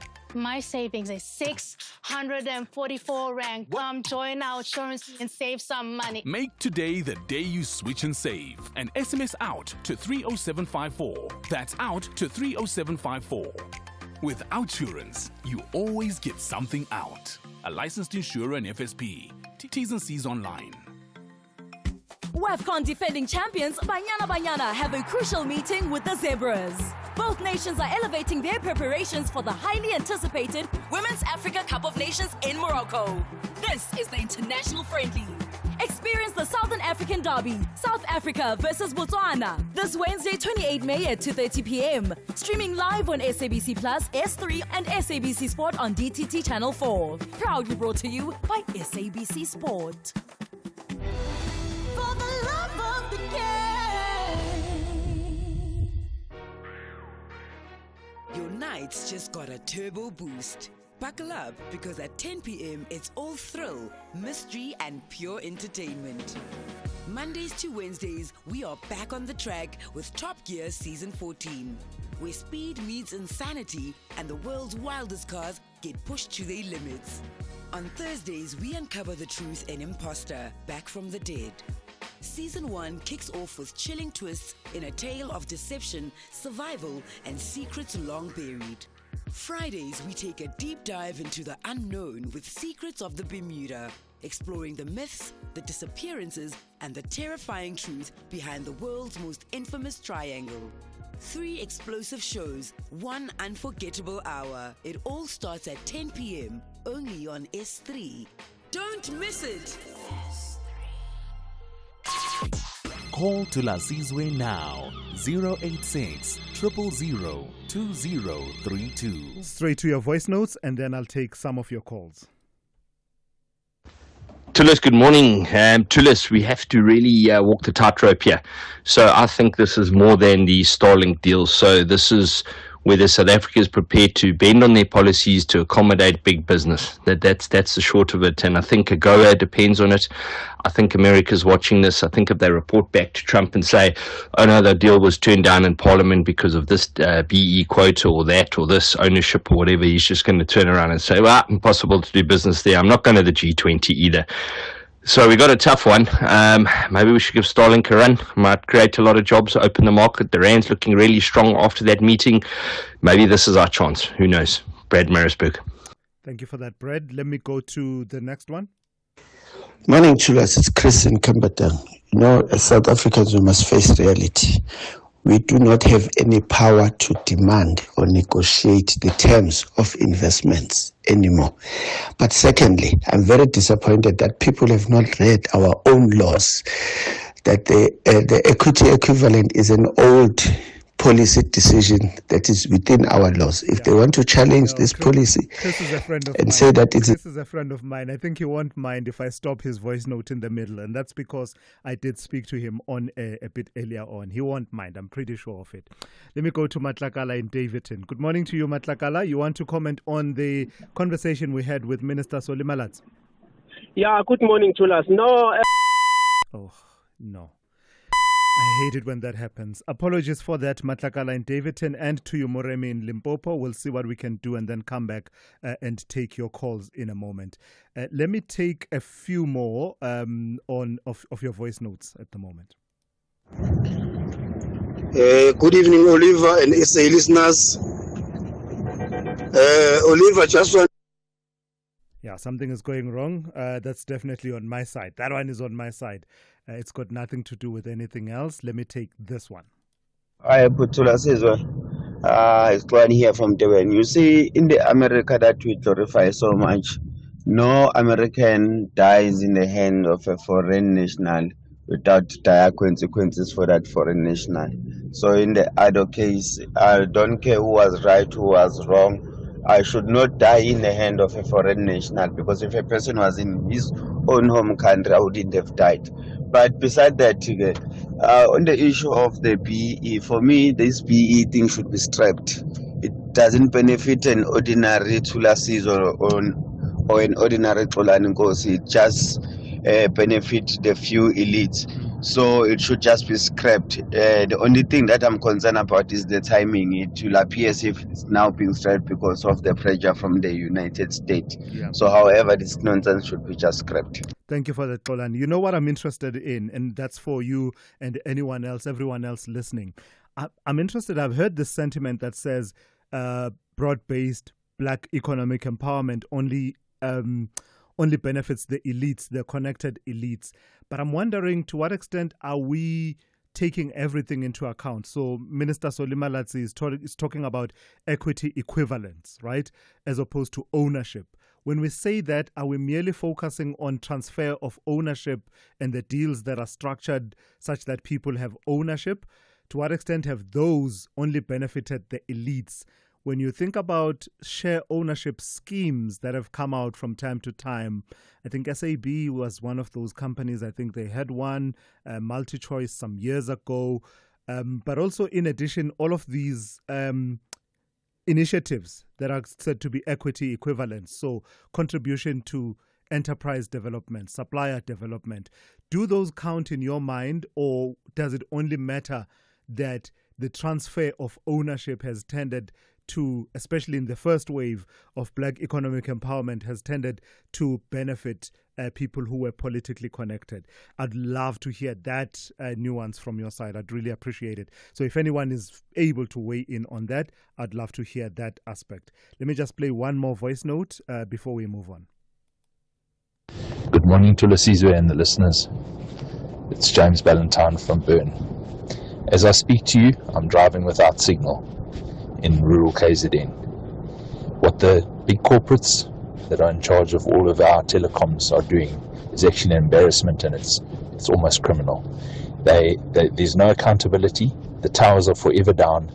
The batteries get stolen and all those things, and we're paying a huge amount of money. I welcome the Starlink initiative, and for me, it's BEE at its true place. Is that they would invest in rural communities directly, and that's for me is the proper face of BEE. I work for a non-profit, and we require funding from various organizations. We look forward to being able to get involved with some of those initiatives. Thank you. All right, thank you for that.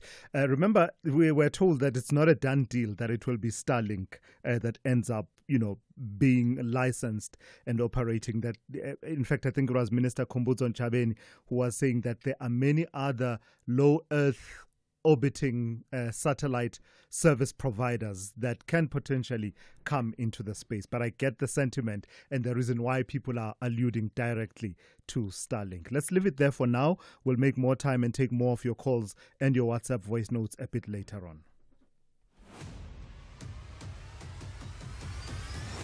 Thulasizwe Simelane is streaming live now on Facebook, YouTube, and X at SAFM Radio. To this story now that we picked up when Melissa did the morning brief a few days ago.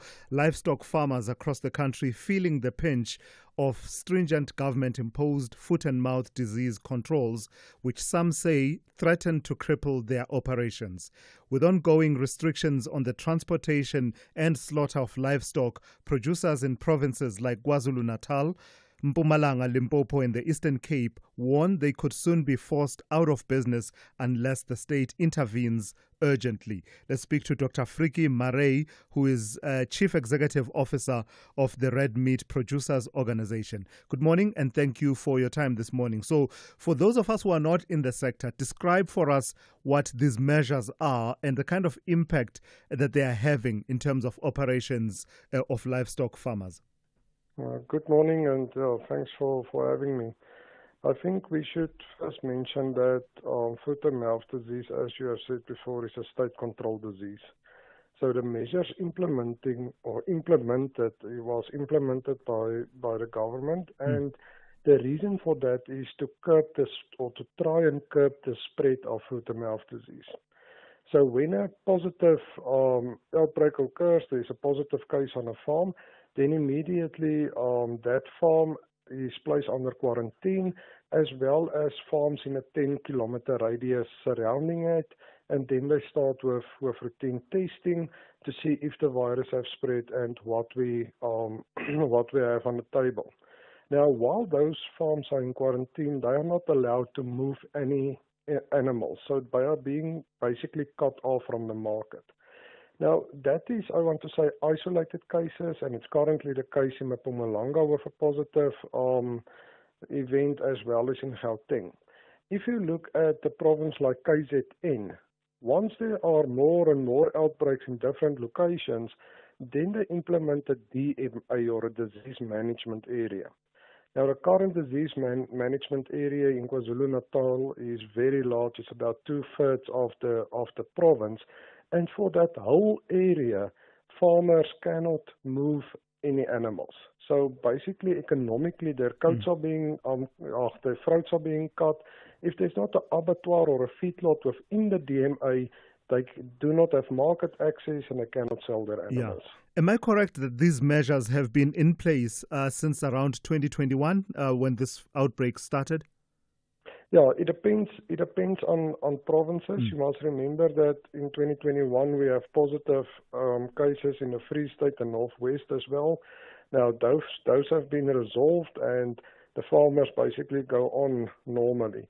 In the one in KwaZulu-Natal was a smaller DMA since 2021, and it was increased earlier this year as more outbreaks outside of this DMA started to occur. So the comment from the department is that some farmers are not, playing their part in trying to getting out of this situation, saying that there's poor compliance in some instances with biosecurity protocols. And then the other side, the flip side of the argument, I think I saw somewhere being reported that the compliance process itself doesn't come cheap. It's lengthy and expensive, and I think the example cited was 21,000 rand. What is this compliance process, and how easy is it to comply with? Yeah, I think what the state have said, it's not totally false. Yes, there might be farmers that do not follow the correct biosecurity protocols. In every industry, there's culprits out there. But there's also a lot of farmers who try their best to follow the correct protocols. I think the other thing that we have to remember, it's not only the farmer's fault. There are livestock agents, auctions, etc., that basically move and accept animals from the DMA. They did not really check the background. There wasn't any background checks on how the animal moved. And the farmer purchasing these animals might have been unaware of where they come from. So the blame is not only on the farmers. The costly process you are talking about, I'm not aware, because on the farmer side, there's basically no cost. From the industry side, we did suggest a plan to government for the KZN DMA where farmers with a low biosecurity risk gets audited, and if they have a low risk and the audit is fine, they can have market access again, and there might be a vet to the farm to ensure that everything is fine. Now, from the industry side, we suggested a very simple plan that should have worked fine, but then the government basically make it a lot more difficult. They increase the number of questions and the addendums, the files that should accompany it. And I think the farmers at this stage do not really see, they can't follow that process to get market access again. All right, I've got to thank you for your time this morning. That is Dr. Friki Mare, who is Chief Executive Officer of the Red Meat Producers Organization. SAFM, guiding you through the rush hour traffic. Joburg fairly heavy, but it's just volume this morning. No major incidents to report around the region, unless you consider the backlog going up the N1 from Buccleuch through to Allendale Road. Looks like something's happened at Allendale Road, and just behind that the N3 and the N1 coming up from Liberal Park or coming up from Fourway is quite heavy. Apart from that, it's just the usual sort of snarl-ups. Mike 1 Boysons to Melrose, N3 from Elands up to Molefontein. The new normal there is again queuing up. Quite a busy one around the Greater Durban area again this morning. Stationary truck at Cliffdale. Traffic heavy from Key Ridge. That's really bad as you try to get through that towards Pietermaritzburg. Collision on the M4 near Durban North. Very heavy both ways between Blue Lagoon and Umhlanga. You might want to move across and use Umhlanga Rocks Drive, although expect that to be busy. That looks pretty busy as well. And a major bus crash incident. This will be a problem for some time in terms of traffic disruption because it is a fatal collision scene. It's a mass casualty bus crash, bus off the R102 down onto a river sort of bank there, just north of Tonga. So if you're moving Kwakuza Tonga, maybe move across and use the N2 as your alternative route. A section going south of that scene of the R102 is closed. Cape Town N7 southbound this morning from Dunoon down to Bosmansdam Road. That's pretty heavily choked up. The N1 inbound from Plattercliff to town busy, and there's a lot of traffic around Mitchell's Plain. Obviously all the roadworks, AZ Berman M7, but at the bottom of Mitchell's Plain, Rocklands area, a crash on Spine and Merrydale causing quite heavy congestion as well. Rob Byrne, SAFM Traffic. Hey Feel Good fam, we've got a new WhatsApp number. You know we love hearing from you, so save this: 063 036 9649. Send us your shout-outs, voice notes, or just check in like you always do. Same good vibes, just a fresh new line. That's 063 036 9649. Let's feel good together, weekdays 6 to 9 a.m. on S3. Pyramids FC is highly confident that they will make history by engraving their name in African football books for their first ever star, while Masandawana believe they know how to prevail away from home. Cairo tackles Turco. This is the second leg battle of the Total Energies CAF Champions League final. Catch Pyramids FC versus Mamelodi Sundowns FC this Sunday, 1 June at 6:30 p.m. Streaming live on SABC Plus and S3. Proudly brought to you by SABC Sport. For the love of the game.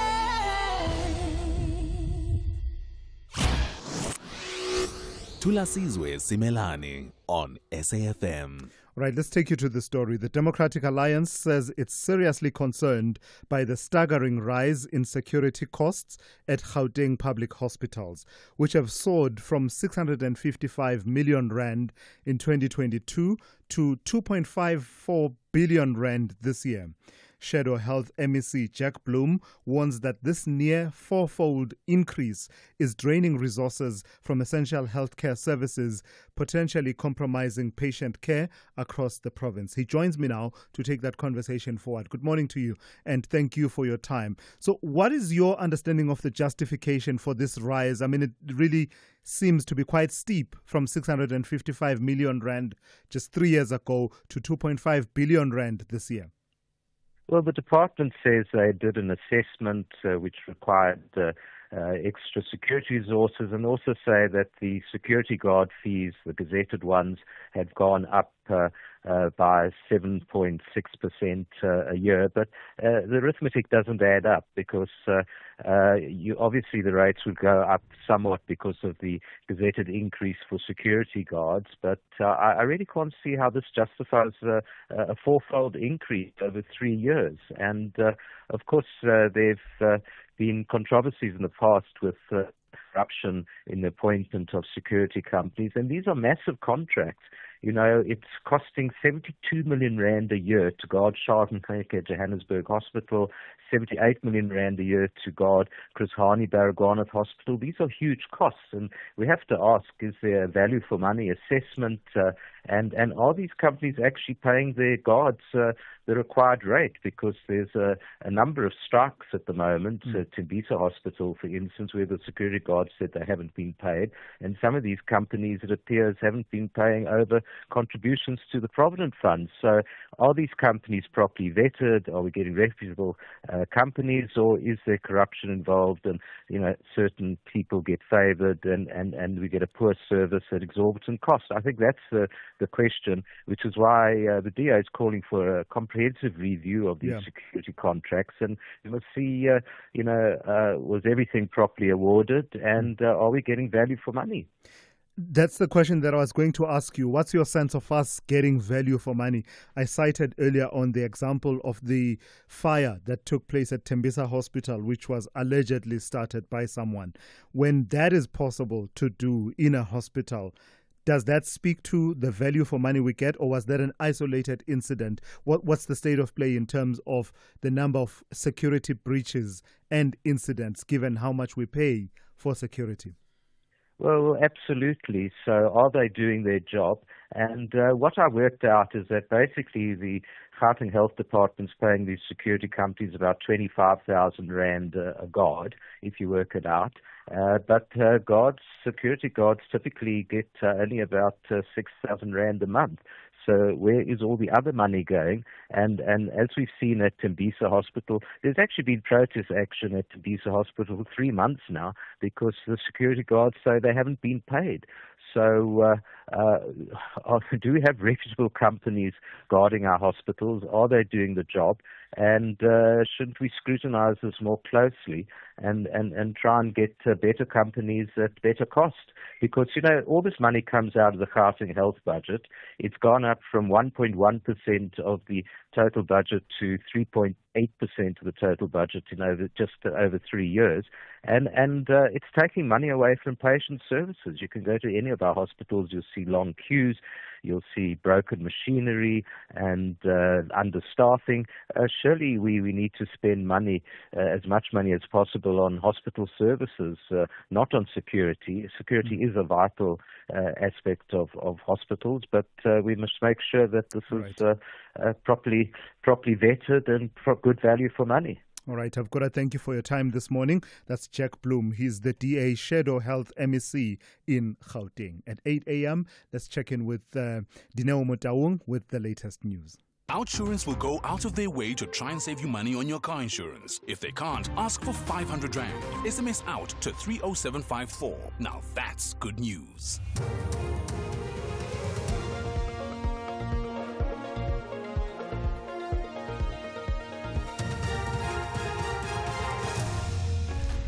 Thank you, Tula's top stories. Western Cape gang violence remains high despite crackdowns and sentencing in Jocelyn Smith kidnapping trial begins today. Good morning. Western Cape Police Commissioner Thembisile Patekile says gang-related murders remain high despite several gang leaders being in prison. Gang violence has been identified as the second leading cause of murders in the province during the release of the latest crime statistics. Patekile says the escalation of violence could be linked to the jostling for positions when leaders are arrested. He says 1,068 murders were recorded between January and March. What it creates, there is a void. That what we have not mastered is when we do a takedown, and then we expect two things that's going to happen. One is the conflict within that gang for leadership, and then the second one will be the other competing gangs wanting to take over the area that the leadership of those gangs have been taken away. That is the very most problematic part. I must admit that we need to find another wisdom of how do we sustain that when we have a takedown.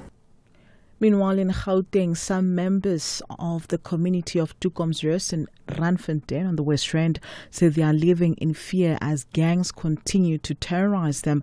The residents accuse police of failing to protect them against rival gangs who are in a turf war. They allege that this year alone, several people in Tukomsrus have been shot at, killed or stabbed by gang members who are as young as 12 years old. Why is arrests not being made? And this is not even adult young men that you can say, yeah, they are committing these crimes. They are using the younger ones. Your 13-year-olds, your 12-year-olds, 15-year-olds, 16-year-olds. All of us in Tukomsrus, we're living in fear. Can't even move in any street because the young ones threatening us in Tukomsrus. In other news, sentencing proceedings will commence in the Western Cape High Court in Saldanha Bay this morning in the kidnapping case of Jocelyn Smith. Her mother, Kelly, and two co-accused were convicted on charges of kidnapping and child trafficking about 3 weeks ago. The then 6-year-old Jocelyn went missing from her home in February last year. Kelly Smith's neighbor, Sinazo Kolisi, says she wants to see justice. All I want is that the court must play the role, must sentence Mama Jocelyn for life sentence and throw the key there by the sea. Yes, because Mama Jocelyn knows the truth. She knows where the child is. It's either Mama Jocelyn is hiding something. It's either something to happen to that child and then he cover his boyfriend.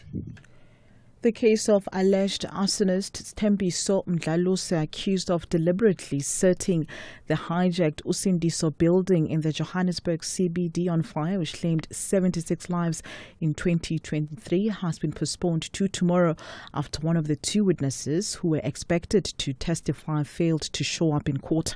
The trial is taking place at the High Court sitting in Palm Ridge. The court has heard from several other witnesses. One of the witnesses, Zaneb Hassan, nearly lost her baby and her own life. Both myself and my neighbor, we tried to open that door. We didn't have the keys of that door, so we failed to open it. All of a sudden, my neighbor disappeared. It was now quiet in the room. I remained only with my child. In my neighbor's room, found an open window. I then looked through the window and I saw that indeed it is outside, but it was a little bit far from where I was staying. Then the people came and then threw the child through the window, then they held him. Lastly, Ghana's foreign minister has temporarily closed the country's embassy in the U.S. It comes after investigation uncovered an alleged scam targeting visa and passport applicants. The BBC's Andrew Ochieng has more details. In a statement on social media, the foreign minister said Fred Kwateng, a member of staff hired locally in Washington, D.C. to the embassy's IT department, had allegedly created a link on the embassy's website which diverted applicants to his own company. For at least 5 years, he and other suspects allegedly received extra charges which they kept in a private account. Mr. Kwateng has been dismissed and all the Ghanaian staff at the embassy have been recalled home. The government says it's yet to determine how much the fraudsters made. It says the embassy will reopen in a few days after a restructuring and overhaul of the system. Recapping the top story, the SAWA Western Cape Police Commissioner Thembisile Patekile says gang-related murders remain high despite several gang leaders being in prison. Headlines at 8:30 for SFM News. I'm Dina Mataung. Those were the top stories for this hour. Don't miss out on a possible car insurance saving. SMS out to 30754 for a quote. Outsurance, where you always get something out. Looking for some feel-good news? Jermaine, a 43-year-old man, feels like a winner because he now saves 360 Rand a month on his car insurance premium. That's right. Jermaine switched to Outsurance and now saves a mind-blowing 360 Rand a month on his 2021 Mazda 3 1.5 Dynamic. Outsurance clients always get something out. You could too. Get a quote today and see how much they could save you on your car insurance. Make today the day you switch and save with Outsurance. SMS out to 30754. That's out to 30754. A licensed insurer and FSP. T's and C's online. A very good morning to you. In your SFM sports headlines, it's rugby. The Stormers are heading to Glasgow with Sasha Feinberg in Ngomezulu leading the campaign. He's got an award that he's been nominated for. And we also bring you tennis action from the French Open. Novak Djokovic embarks on his quest for a record-breaking 25th Grand Slam title. All the details just before 8:30. SAFM, guiding you through the rush hour traffic. Joburg first up. Backlog of traffic getting up through Buccleuch interchange. Looks like an issue on the N1 North going through the Buccleuch up towards Allendale Road. Just behind that, the N3 from Limbro Park and the N1 coming up from Sunninghill. Busy. It looks like an improving situation rather than one that's getting worse. R21, the roadwork still there at the Benoni exit. If you're leaving the airport en route to Pretoria, that's busy. Crash in Pretoria. N1 North before Garsfontein. Traffic very quickly pushing back towards the R21 exit as well. North of Durban, the R102 now closed just north of Tongaat. If you're moving between Kwarakusa and Tongaat, move across, use the N2. That road on the R102 just north of Tongaat likely to be closed for some time. It's a significant incident involving a bus crashing off a river bridge. Durban's M4, a collision between Blue Lagoon and Virginia Airport, heavy both ways. Mshlanga Rocks Drive taking a lot of delay with an overflow, if you like, of alternative route seeking. The N3, Key Ridge up to Cliffdale remains heavy. Another breakdown this morning on your way to Pietermaritzburg, so it is bad. Cape Town, N7 South, unusual for this time of morning, queuing up towards the Bosmansdam Road, and a crash at the bottom of Mitchell's Plain, Rocklands area, causing some significant congestion. Spine Road at Merrydale. Rob Byrne, SAFM Traffic.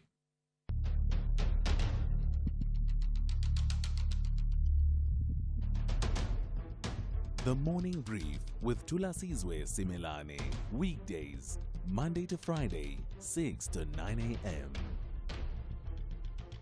The Morning Brief with Thulasizwe Simelane. Weekdays, Monday to Friday, 6 to 9 a.m. It's just gone 9 minutes after 8 on this Tuesday. It is great to be in your company.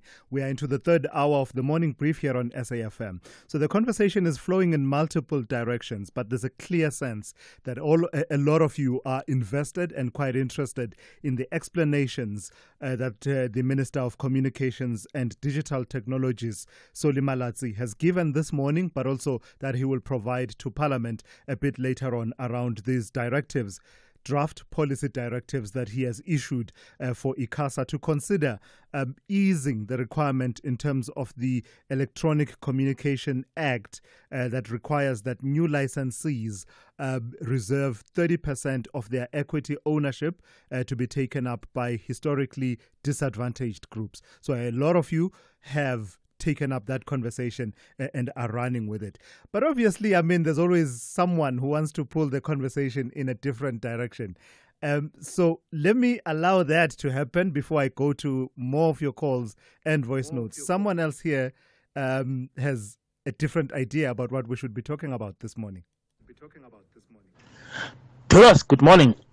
Zycan's sports bulletin at 7:30 is very interesting. I just want to ask, has anybody actually checked how's the run doing since the PSL top 8 was decided last week Saturday? Locked and loaded for next season. Has anybody checked how's the run doing?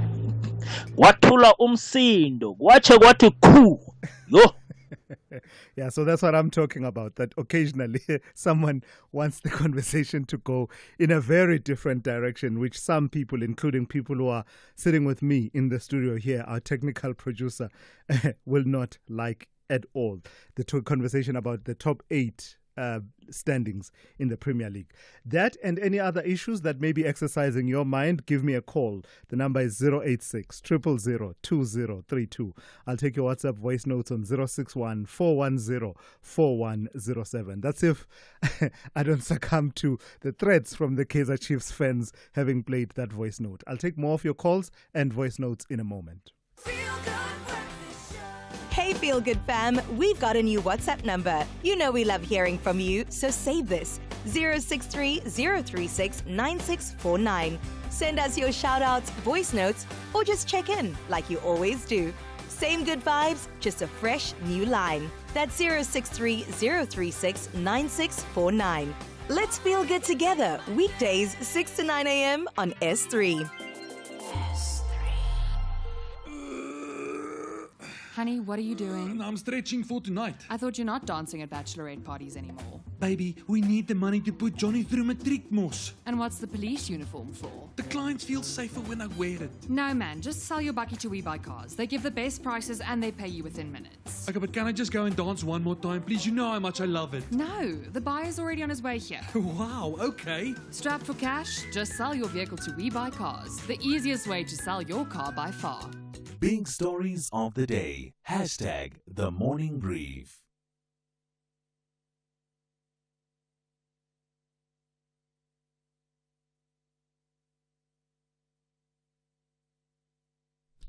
All right, I don't know what happened there. Let me take it once again. Skumbuza, good morning to you. You want to talk to me about issues of BEE this morning? Yeah, morning. How are you? Very well. Please go ahead. No, I'm fine. Actually, I'm an owner driver here. I'm in that thing of the BEE. Yeah. Yes. That thing doesn't work. Like, it's just a thing to exploit and bully people, especially poor people of South Africa. Yeah, I know that SAB and Coca-Cola, they're doing it cheating. Yes. But they're doing it legit. Yes, it's legit. But here, I'm doing it under a big company. Yeah. A truck has been bought by my name. It has been financed by my through my names, my details and everything. But when it comes to finance and other things, I don't even have access to my bank account or what is happening inside. These people are just paying me a fixed salary, and of which in some months when they don't want to pay you, they don't want to pay you, they will just tell you the company doesn't make money. Mm. Like even now, there's no days off. Like I've got now 2 years, 5 months without any off. The only way I got off is when I've been booked off by a doctor. When I'm sick, I can't do anything.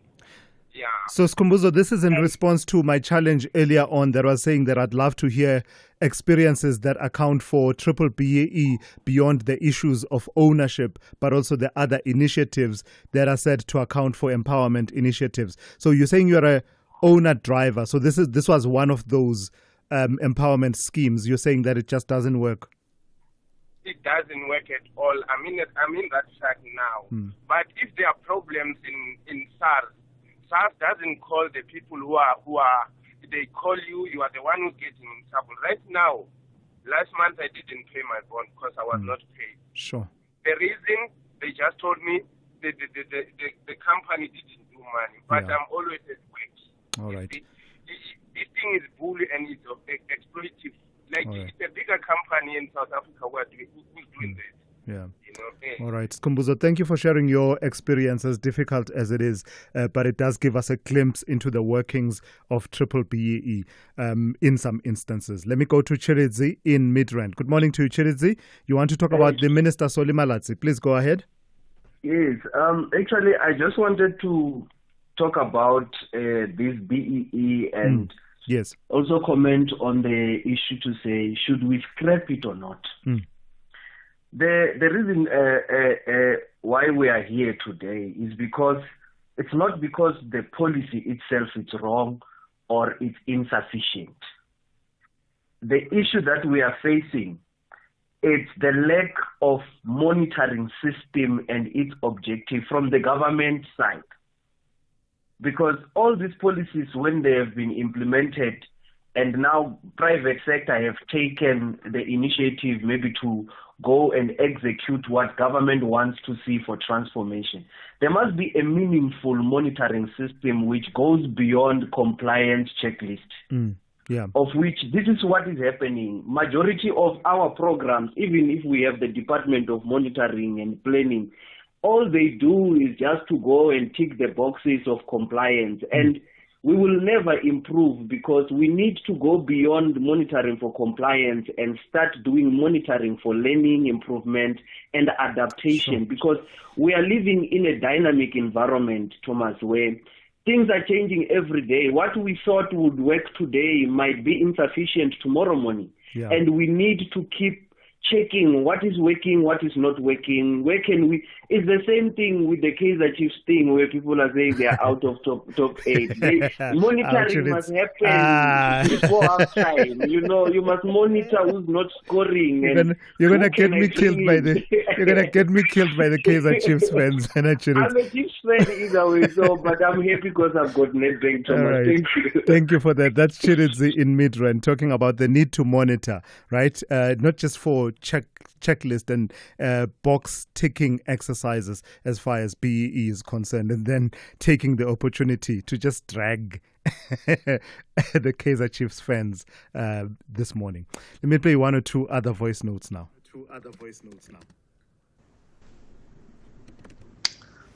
Sawubona Thulasizwe.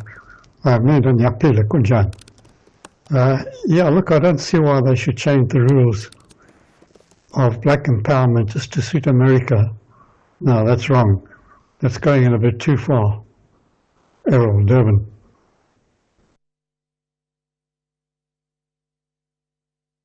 Plus, there's a lot of corruption in terms of security. We know that many guards in different hospitals, they are not being paid. Honestly speaking, they are not being paid. Yeah, so that's in reference to that conversation we had earlier on with Jack Bloom of the DA in Gauteng, talking about how the costs of securing the hospitals in the province has escalated from about 655 million rand 3 years ago to about 2.5 billion rand as we speak today. So lots of concerns about that and how, at least according to the assessment of the DA, that's beginning to divert funds from core service delivery issues to issues of security. Thank you for those. We'll take time and engage you a bit later on with more of your calls and your WhatsApp voice notes. We love rating things, our phones, our cars, but our health? Your health lets you do what you love with the people you love. So who are you staying healthy for, and how can you improve your health? Choose Dis-Chem Life, the life cover that helps you live a healthier, more rewarding, longer life with regular health checks. Visit dischemlife.co.za now. Dis-Chem Life. Choose a better partner for life. Dis-Chem Life is an authorized FSP 50594, underwritten by Guardrisk Life, a licensed life insurer, FSP 76. T's and C's apply. Pyramids FC is highly confident that they will make history by engraving their name in African football books for their first ever star, while Masandawana believe they know how to prevail away from home. Cairo tackles Sportco. This is the second leg battle of the Total Energies CAF Champions League final. Catch Pyramids FC versus Mamelodi Sundowns FC this Sunday, 1 June at 6:30 p.m. Streaming live on SABC Plus and S3. Proudly brought to you by SABC Sport.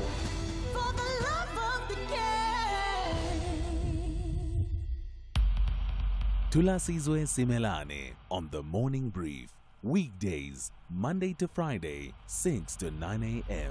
20 minutes after 8. Melissa touched on the story earlier on in the Morning Brief in brief. It's a story coming out of the Eastern Cape where authorities are urging calm following a spate of violent revenge attacks in Ado, which have left several people dead and around 10 others injured. The violence erupted after a local man was killed allegedly by a foreign national, and this was during a fight between residents and some foreign nationals in that area. So let's get the picture on the ground and speak to the mayor of the Sunday River Valley local municipality, that's Soletu Lucas. Good morning to you and thank you for your time. Just give us the facts of what the situation is at the moment in terms of the violence and the resultant number of people that have died and those that have been injured. Morning, Mr. Simelane, and morning to the listeners of SAFM.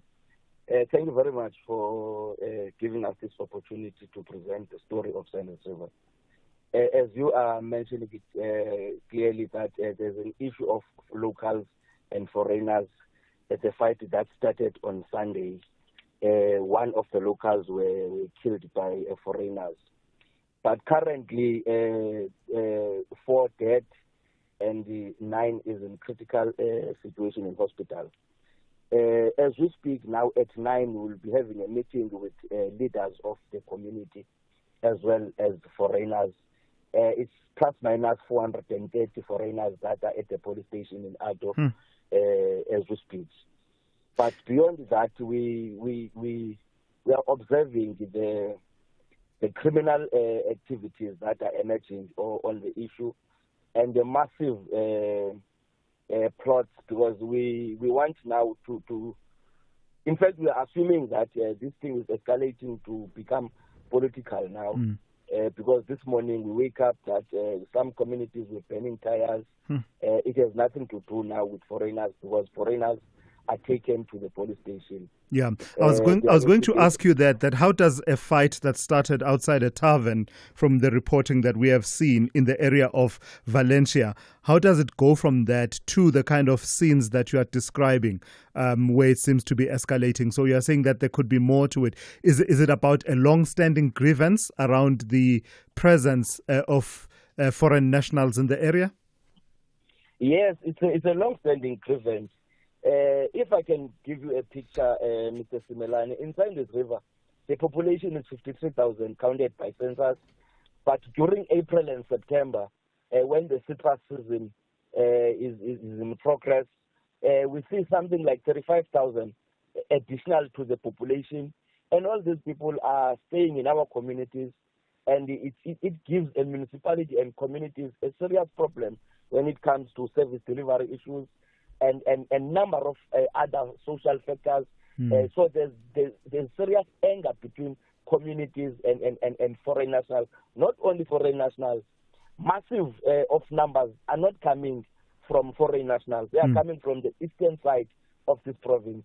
I see. When I mentioned the eastern side, like in Tata, Mkanduli, and all of that, because this citrus attracts everybody in South Africa. So it's seasonal. Yes. Is it about the competition for the available jobs that come up with that citrus season? It could be, but the main issue is where these people are staying, because we've been engaging farmers regarding the accommodation of these people. Because as the municipality, we suffer greatly for 7 months, because these 35,000 people are not counted, but in the main, it means that equitable share for the municipality is not sufficient. We are unable to render services to our own people that are counted by census. So we have additional 35,000 that is not budgeted.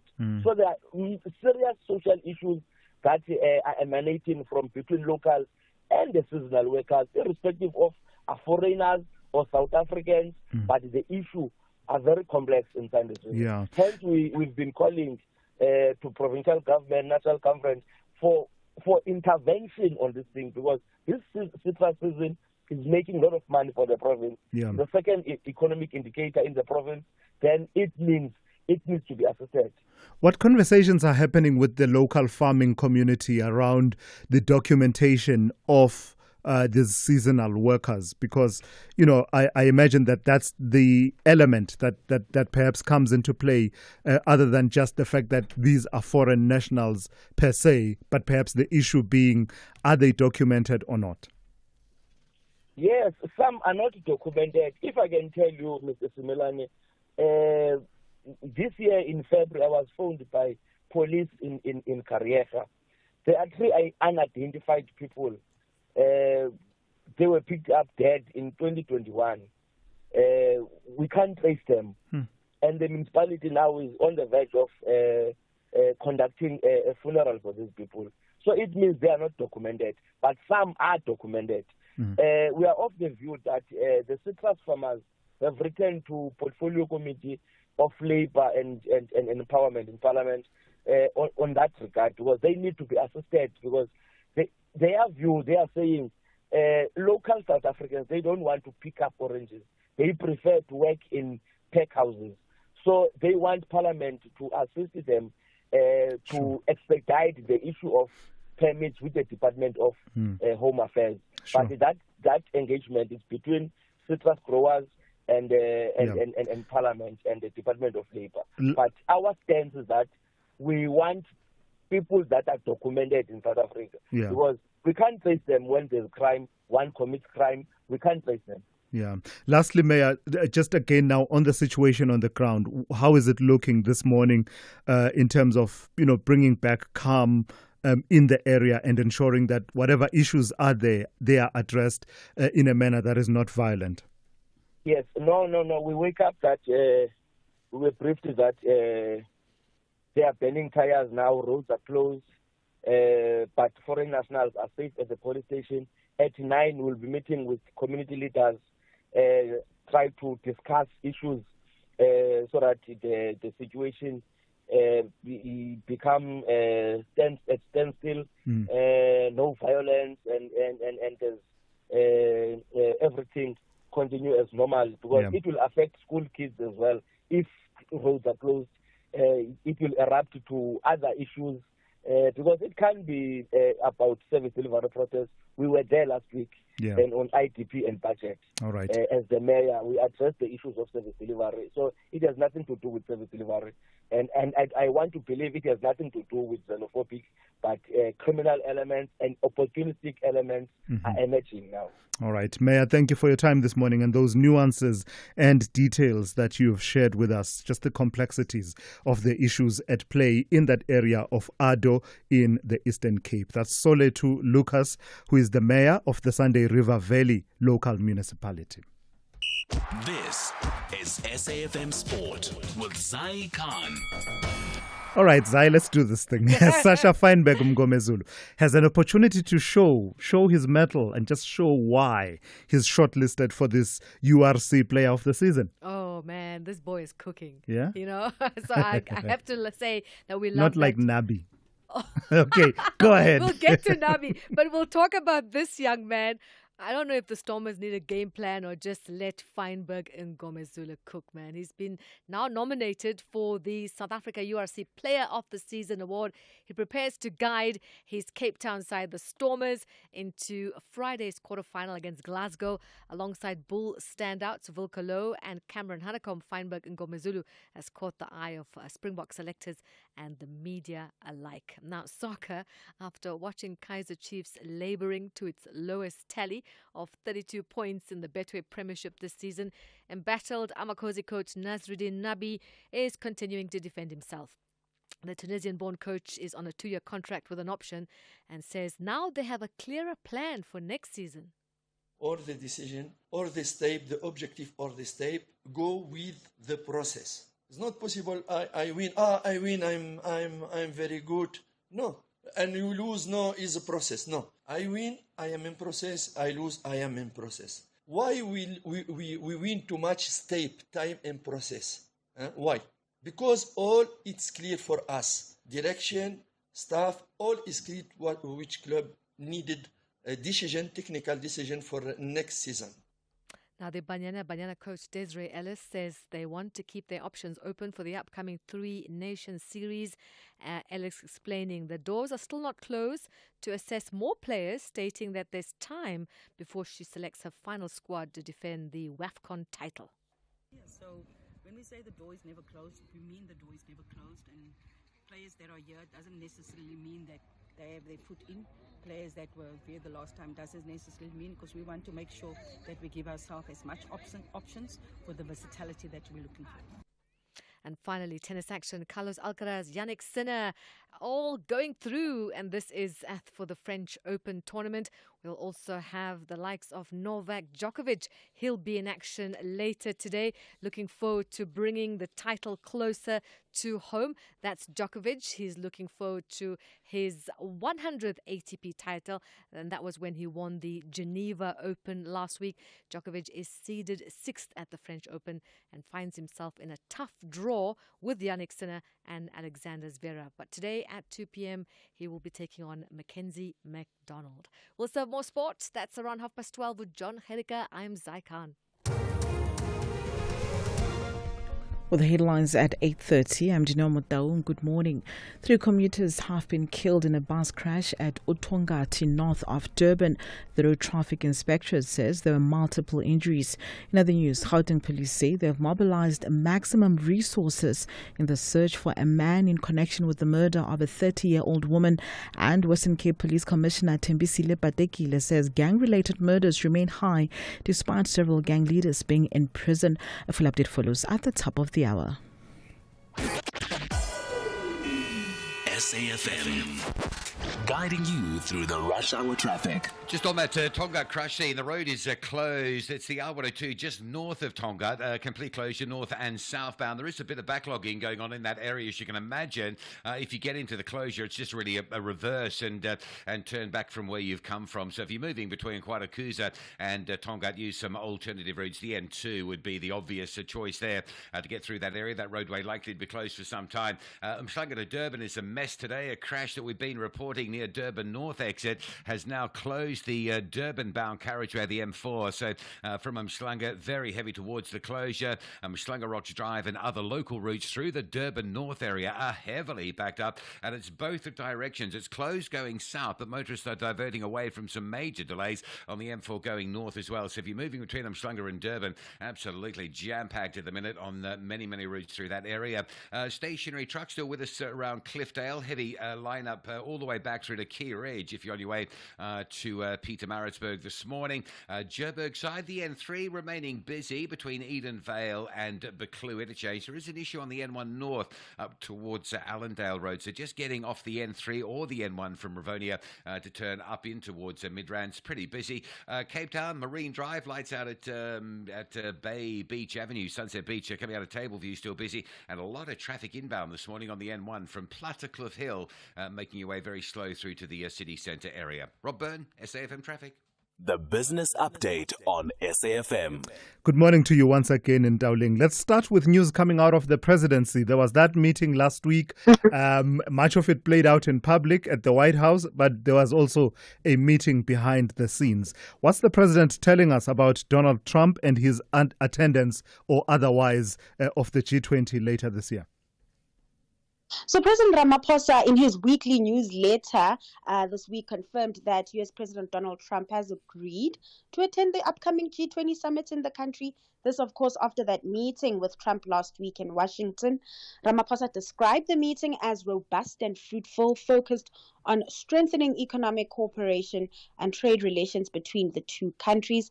Ramaphosa also said they've invited Trump to send a government and business delegation to the country to explore opportunities for deepening investment and trade. Now, the two leaders discussed key issues, including investment flows, tariff structures, and access to the U.S. market through frameworks like AGOA, further reigniting hopes of the renewal and inclusion of SA in AGOA come September. Now, the meeting aimed to reset relations between the two countries, which had come under strain due to misinformation, including false claims of a white genocide in the country.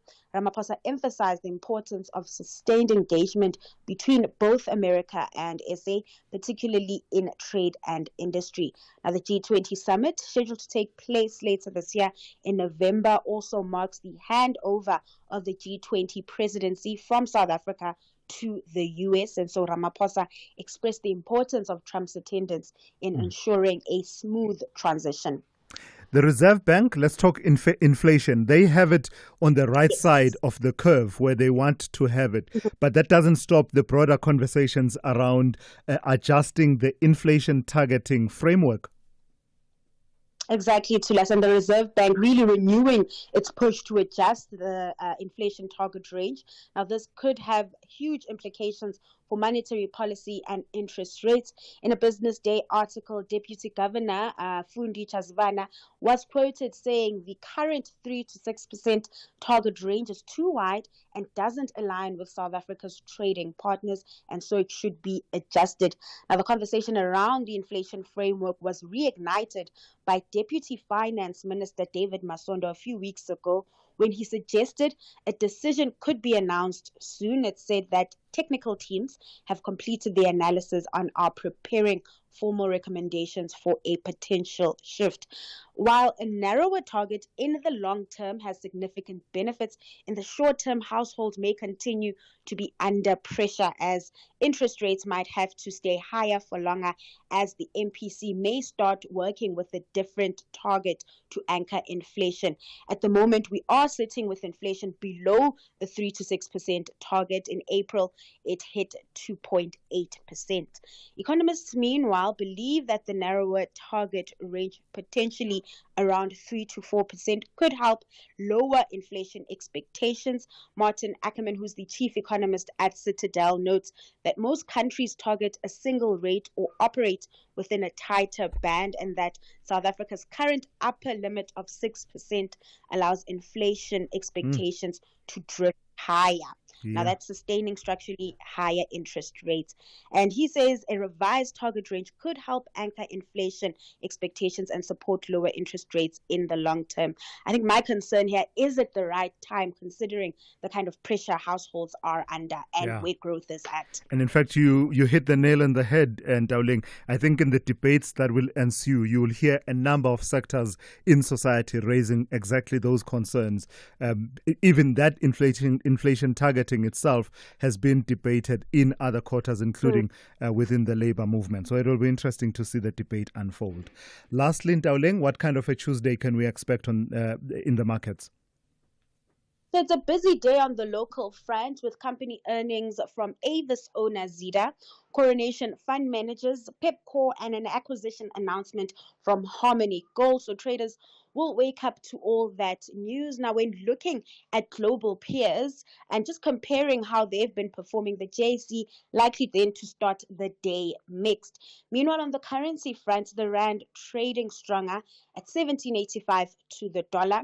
In Wall Street, futures are in positive territory. It might be a slow start for those markets, with stocks returning online today after a long weekend. Then over in Asia, stocks faltering and on track to close mostly in the red, and this despite upbeat data from China.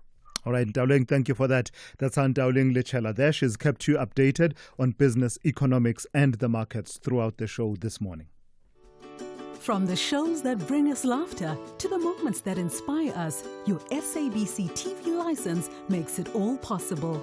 Every license paid supports local stories, top talent, and the programs that unite South Africa.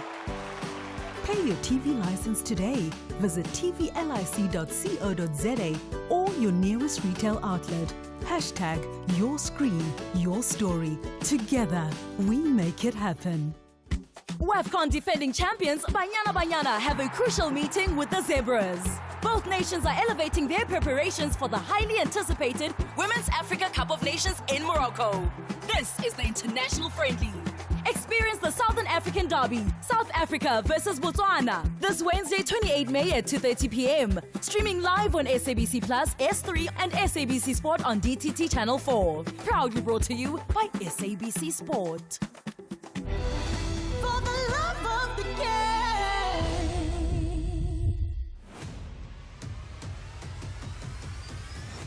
Thulasizwe Simelane is streaming live now on Facebook, YouTube, and X at SAFM Radio. So we thought, with all the talk about Starlink that has been happening recently, there's a risk that you leave people behind. And, you could have people who are thinking, what is this Starlink and why is everyone debating it? So let's break it down. The country, as you know, is pushing ahead, at least from the perspective of the Minister of Communications, pushing ahead with a new policy directive draft at this point, and it's aimed at opening the door for satellite internet service providers such as Starlink, Elon Musk's Starlink, but we're told that others are also in the mix, low orbiting satellites, service providers. They're more than just Starlink. And this would offer a workaround to the country's black ownership requirements in the telecoms sector. The move could be a turning point, we are told, for rural communities, for their connectivity and digital inclusion in the country, where less than 2% of rural households sometimes have access to the internet. So let's speak to Jan Vermeulen, the editor of Broadband, My Broadband, who joins me now. Good morning to you, and thank you for your time this morning once again, Jan. So let's break it down. What is Starlink before we get to the debates about it? Good morning. Yeah. So briefly, Starlink, I think you've described it well, is a satellite broadband service. And what sets it apart from other satellite broadband services is it uses low Earth orbit satellites. Now, previously, satellite broadband relied on typically geostationary or geosynchronous satellites. So people will be familiar with that as, like, for example, like a DSTV type link, is where you've got a dish that's aimed at one specific spot in the sky. And so it's easy to set up the antenna, and you only aim it at one spot in the sky, and then you receive, whatever comes from that satellite that way. But that has the drawback that it's really far away. So geosynchronous orbit is like 38,000 kilometers above the Earth, whereas low Earth orbit is 600-odd-ish kilometers above the Earth. But the difference is with low Earth, you need tons of satellites because they're not fixed in one spot in the sky. They're not geostationary anymore, just because of the way orbital dynamics works. And so, in order to ensure that you always have coverage, you need tons of satellites to orbit around you all the time. Yeah. And so that's the difference. Is it's far more costly to set up low Earth orbit. But you get much faster speeds over that. So that's the situation that providers such as Starlink have, that they have more than one of these satellites. A lot of them, do they cover the globe quite extensively? So Starlink now, has thousands of satellites up in space. I think at last I checked, it was over 7,000 satellites. And covers a large part of the globe. It's not perfect coverage yet. They need even more satellites to do that, but it's pretty good already. So what advantage would it bring to South Africa then? So for South Africa, really, it's the immediate benefit is for people with fiber and wireless providers and cellular network operators don't yet reach, or where those networks are unreliable. For example, if you live in a rural community and you have one tower and it doesn't have like a long battery backup, and during load shedding or some other power interruption, the tower then dies after an hour or 2 hours. Starlink is a potential fallback for that. Also in just areas where there is no coverage because it's either too costly or not financially feasible to roll out a tower to that community. Something like Starlink offers an alternative. Where other satellite providers, like we've got Yarsat and so on, that also provided an alternative, but they're much slower than Starlink. Starlink gives you like 4G or even 5G-like speeds anywhere basically anywhere on the globe. And so that's the big difference it offers. It's not that there aren't already rural broadband solutions, but Starlink is just so much faster. It's really life-changing. Is there a service provider locally that competes in that space that can be comparable? Not really, not in terms of low Earth orbit. So there are others that offer rural broadband. So I mentioned Yarsat and so on, but they work on a fundamentally different principle. And so not really. Starlink is singular right now, but there's others coming up. Amazon is launching one, OneWeb, Link. There's lots of other ones coming up in the world.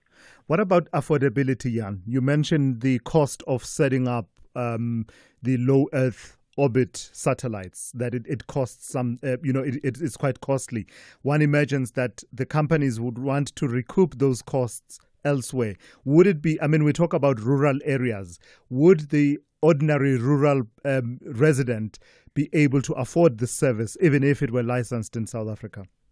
So it depends, right? So there will be some people who would be able to justify it and afford it no problem. I'm thinking of small business operations, government operations in those rural areas. I'm thinking mobile clinics, like we've seen NGOs who do cancer screening, who get donated kits. So it depends. But for the ordinary man on the street, possibly not. So let me put this in context, right? It's not that much more expensive than uncapped fiber. So Eswatini has rand prices for this, essentially, and they cost around, I think, 970 and 980 rand a month. And for the kit, you pay 6,800 rand, once off for the kit. But you can think that many households could club together to afford the service. So one mustn't discount the creativity of people in rural towns and villages and small holdings and whatever. If they really need, this is something that will dramatically improve their lives, either by giving their children access to educational resources or allowing them to make more money off their farm, whatever the case might be. South Africans are creative. We'll make a plan. Yeah. Lastly, Jan, let me ask you about the potential disruption that it may cause in the market. What would be the implications for the established networks that we have, service providers and network providers in the country, the big ones, but also smaller players seeking to get involved in this space? So for the big ones, the impact, there's no immediate impact, but as the technology of Starlink improves and services like it, really it could become like a cellular network that's in space, with cell towers in space. But that's down the line, and we don't know exactly how that technology is going to evolve because of the frequency Starlink uses. They like bounce off of roofs, so they don't penetrate inside houses. And that's where cellular networks still have a massive advantage. They operate on lower frequencies. They have good indoor penetration. They offer fantastic speeds and much more reliable speeds often. So the immediate impact is to smaller businesses that offer sort of Wi-Fi based connectivity or some other microwave or wireless link based connectivity in rural areas. They will probably be put out of business by something like, because Starlink either costs the same or is maybe slightly more expensive than the kind of services they offer. Some, not always. There are some who are much cheaper. It's all location dependent, right? Yeah. Those guys will probably be put out of business, and one has to weigh the cost of that over the cost of. But what about the people? What about giving people in South Africa access to 100 megabits per second anywhere they are in the country. Which is more important? All right. I've got to thank you for your time and your insights. It's really been a helpful conversation in breaking down what we are talking about when we say Starlink this, Starlink that. That's Jan Vermeulen, who is editor of My Broadband. A bowl of cereal, a glass of orange juice, some flavored yogurt for breakfast. Ultra-processed products such as these may be high in sugar, salt, or saturated fat. Having too much of these products could lead to diabetes, hypertension, and heart disease. Our health is in danger. We have the right to know what's in our food. Demand front-of-package warning labels now. Sign the petition on heala.org. HEALA.org.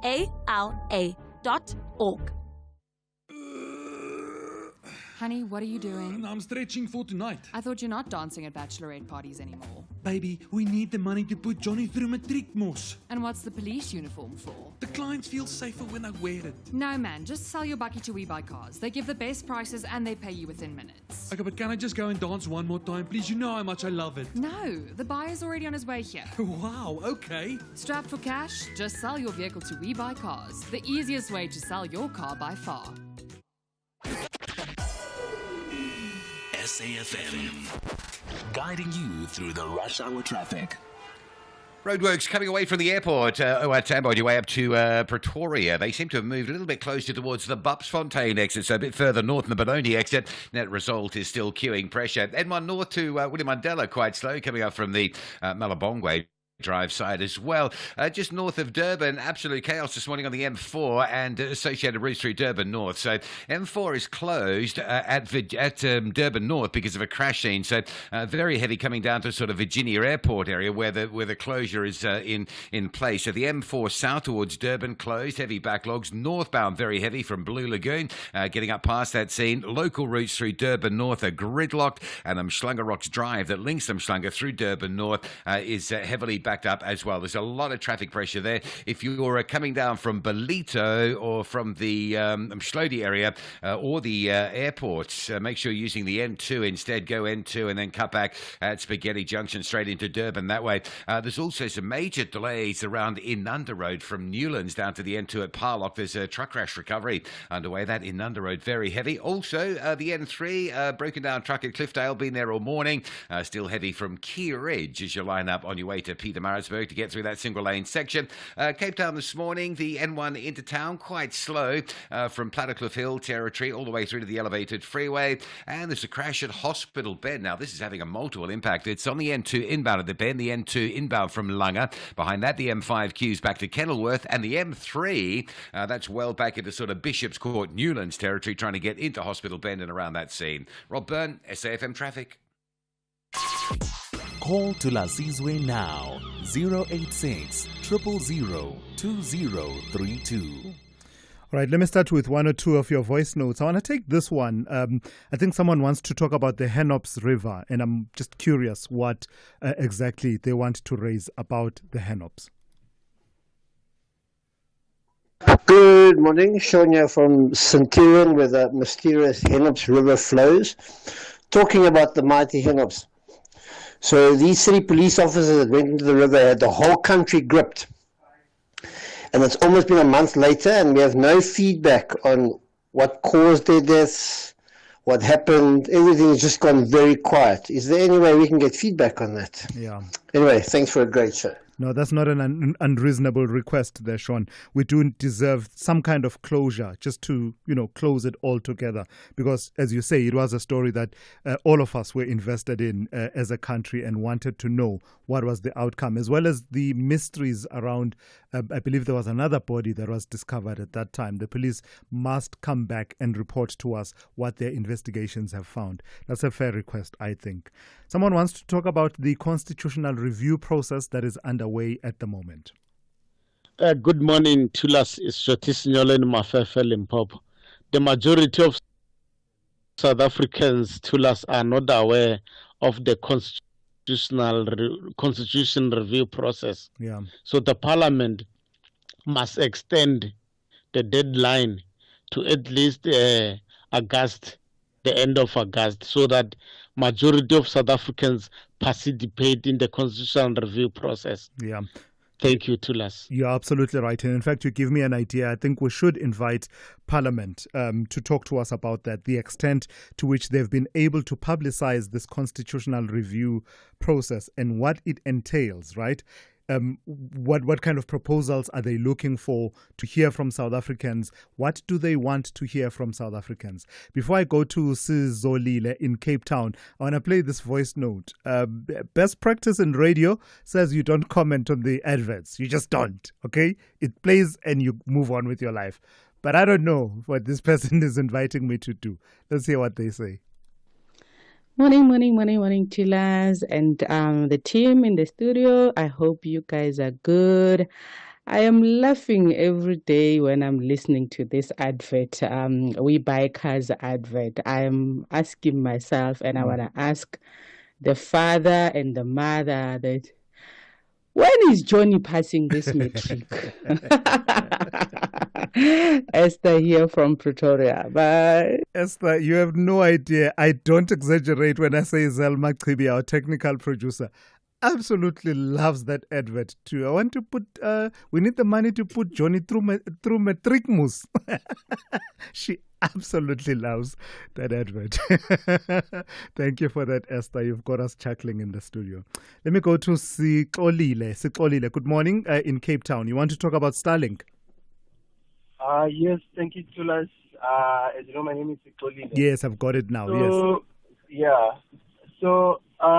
comment that I want to make about Starlink, I think we really need Starlink. Reason why, I'm originally from the Eastern Cape, and where I stay in Eastern Cape, there is no signal at all.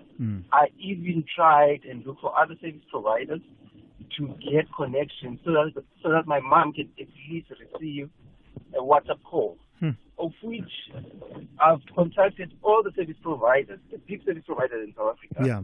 They cannot be able to assist us. So I know where Elon Musk stands, and I don't even like him. However, we need his product. Wow. So that is what I'm seeking. Yeah, no, that's an interesting take, Sikolile, and it's from lived experience, and I appreciate that. So when the commentators in the tech space talk about how game-changing Starlink would be, especially in rural areas, you identify with that. What kind of, other than just receiving WhatsApp phone calls, which is important, but what other benefits would be derived in your local area, in the rural areas, by access to high-speed connectivity? Yeah, because currently, remember, information is more important. And we know that when it comes to information delivery in our rural areas, no one is connected. And I think we'll also change the narrative within our rural areas that will be connected to the world. So why not? Nice. So, nice one. Yeah, sure. No, I appreciate your call this morning. That's Sikolile in Cape Town there, weighing in on Starlink. In fact, let me do this.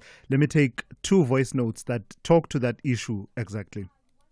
If this Starlink business is coming from Russia or China, people will be quiet. You won't hear Malema MK saying all these things.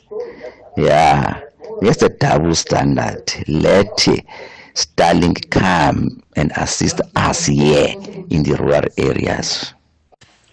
Hi, Thulasizwe.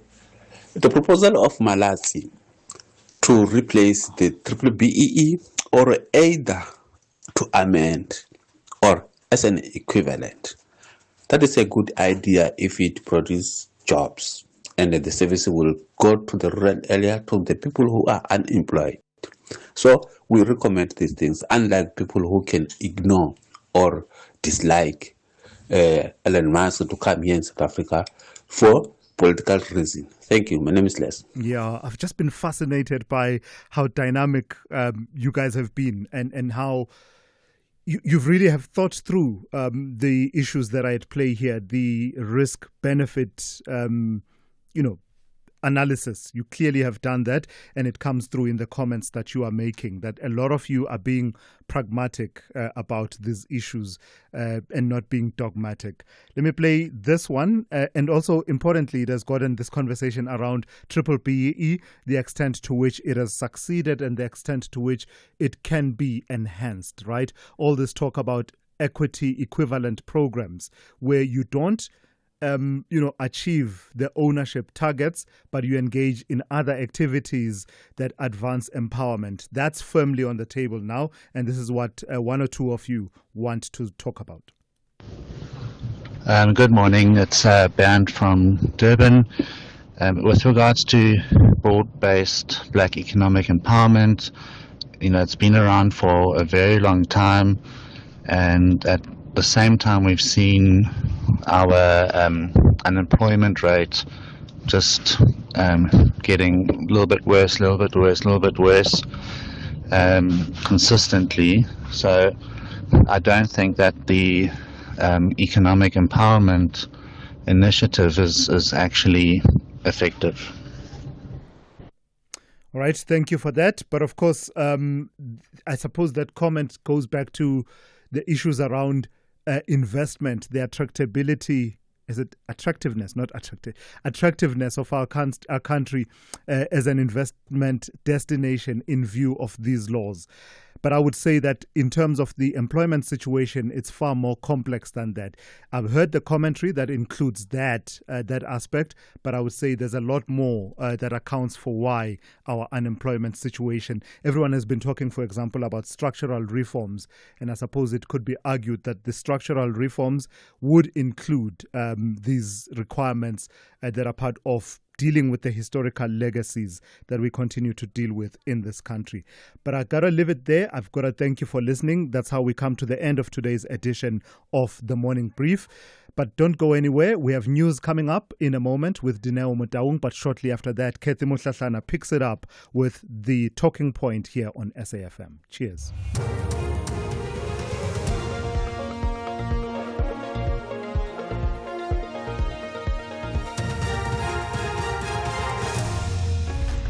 Thank you. Tula's top stories. Otongati bus crash claims 3 lives and EU warns Sheen over alleged consumer law violations. A very good morning. 3 people have been killed and 12 seriously injured when a bus plunged off a bridge on the R102 at Midstone, Otongati, north of Durban this morning. KwaZulu-Natal Road Traffic Inspectorate spokesperson Sindim Simang says 1 seriously injured person is entrapped in the bus wreck. She says it's not known at this stage what caused the crash. Simang says emergency services are on scene and the road has been closed to enable them to deal with the casualties. In Gauteng, police say they have mobilized maximum resources in the search for a man in connection with the murder of a 30-year-old woman. The man, who goes by the name John, fetched Uluratho Mongale at a residential complex in Athol, Johannesburg at 3 o'clock on Sunday afternoon for a date. Less than 2 hours later, her body was found on the side of the road. Police spokesperson Atlenda Mate says police are searching for a white VW Polo with the number plate LT 57 JGGP. We started investigating this case on Sunday and we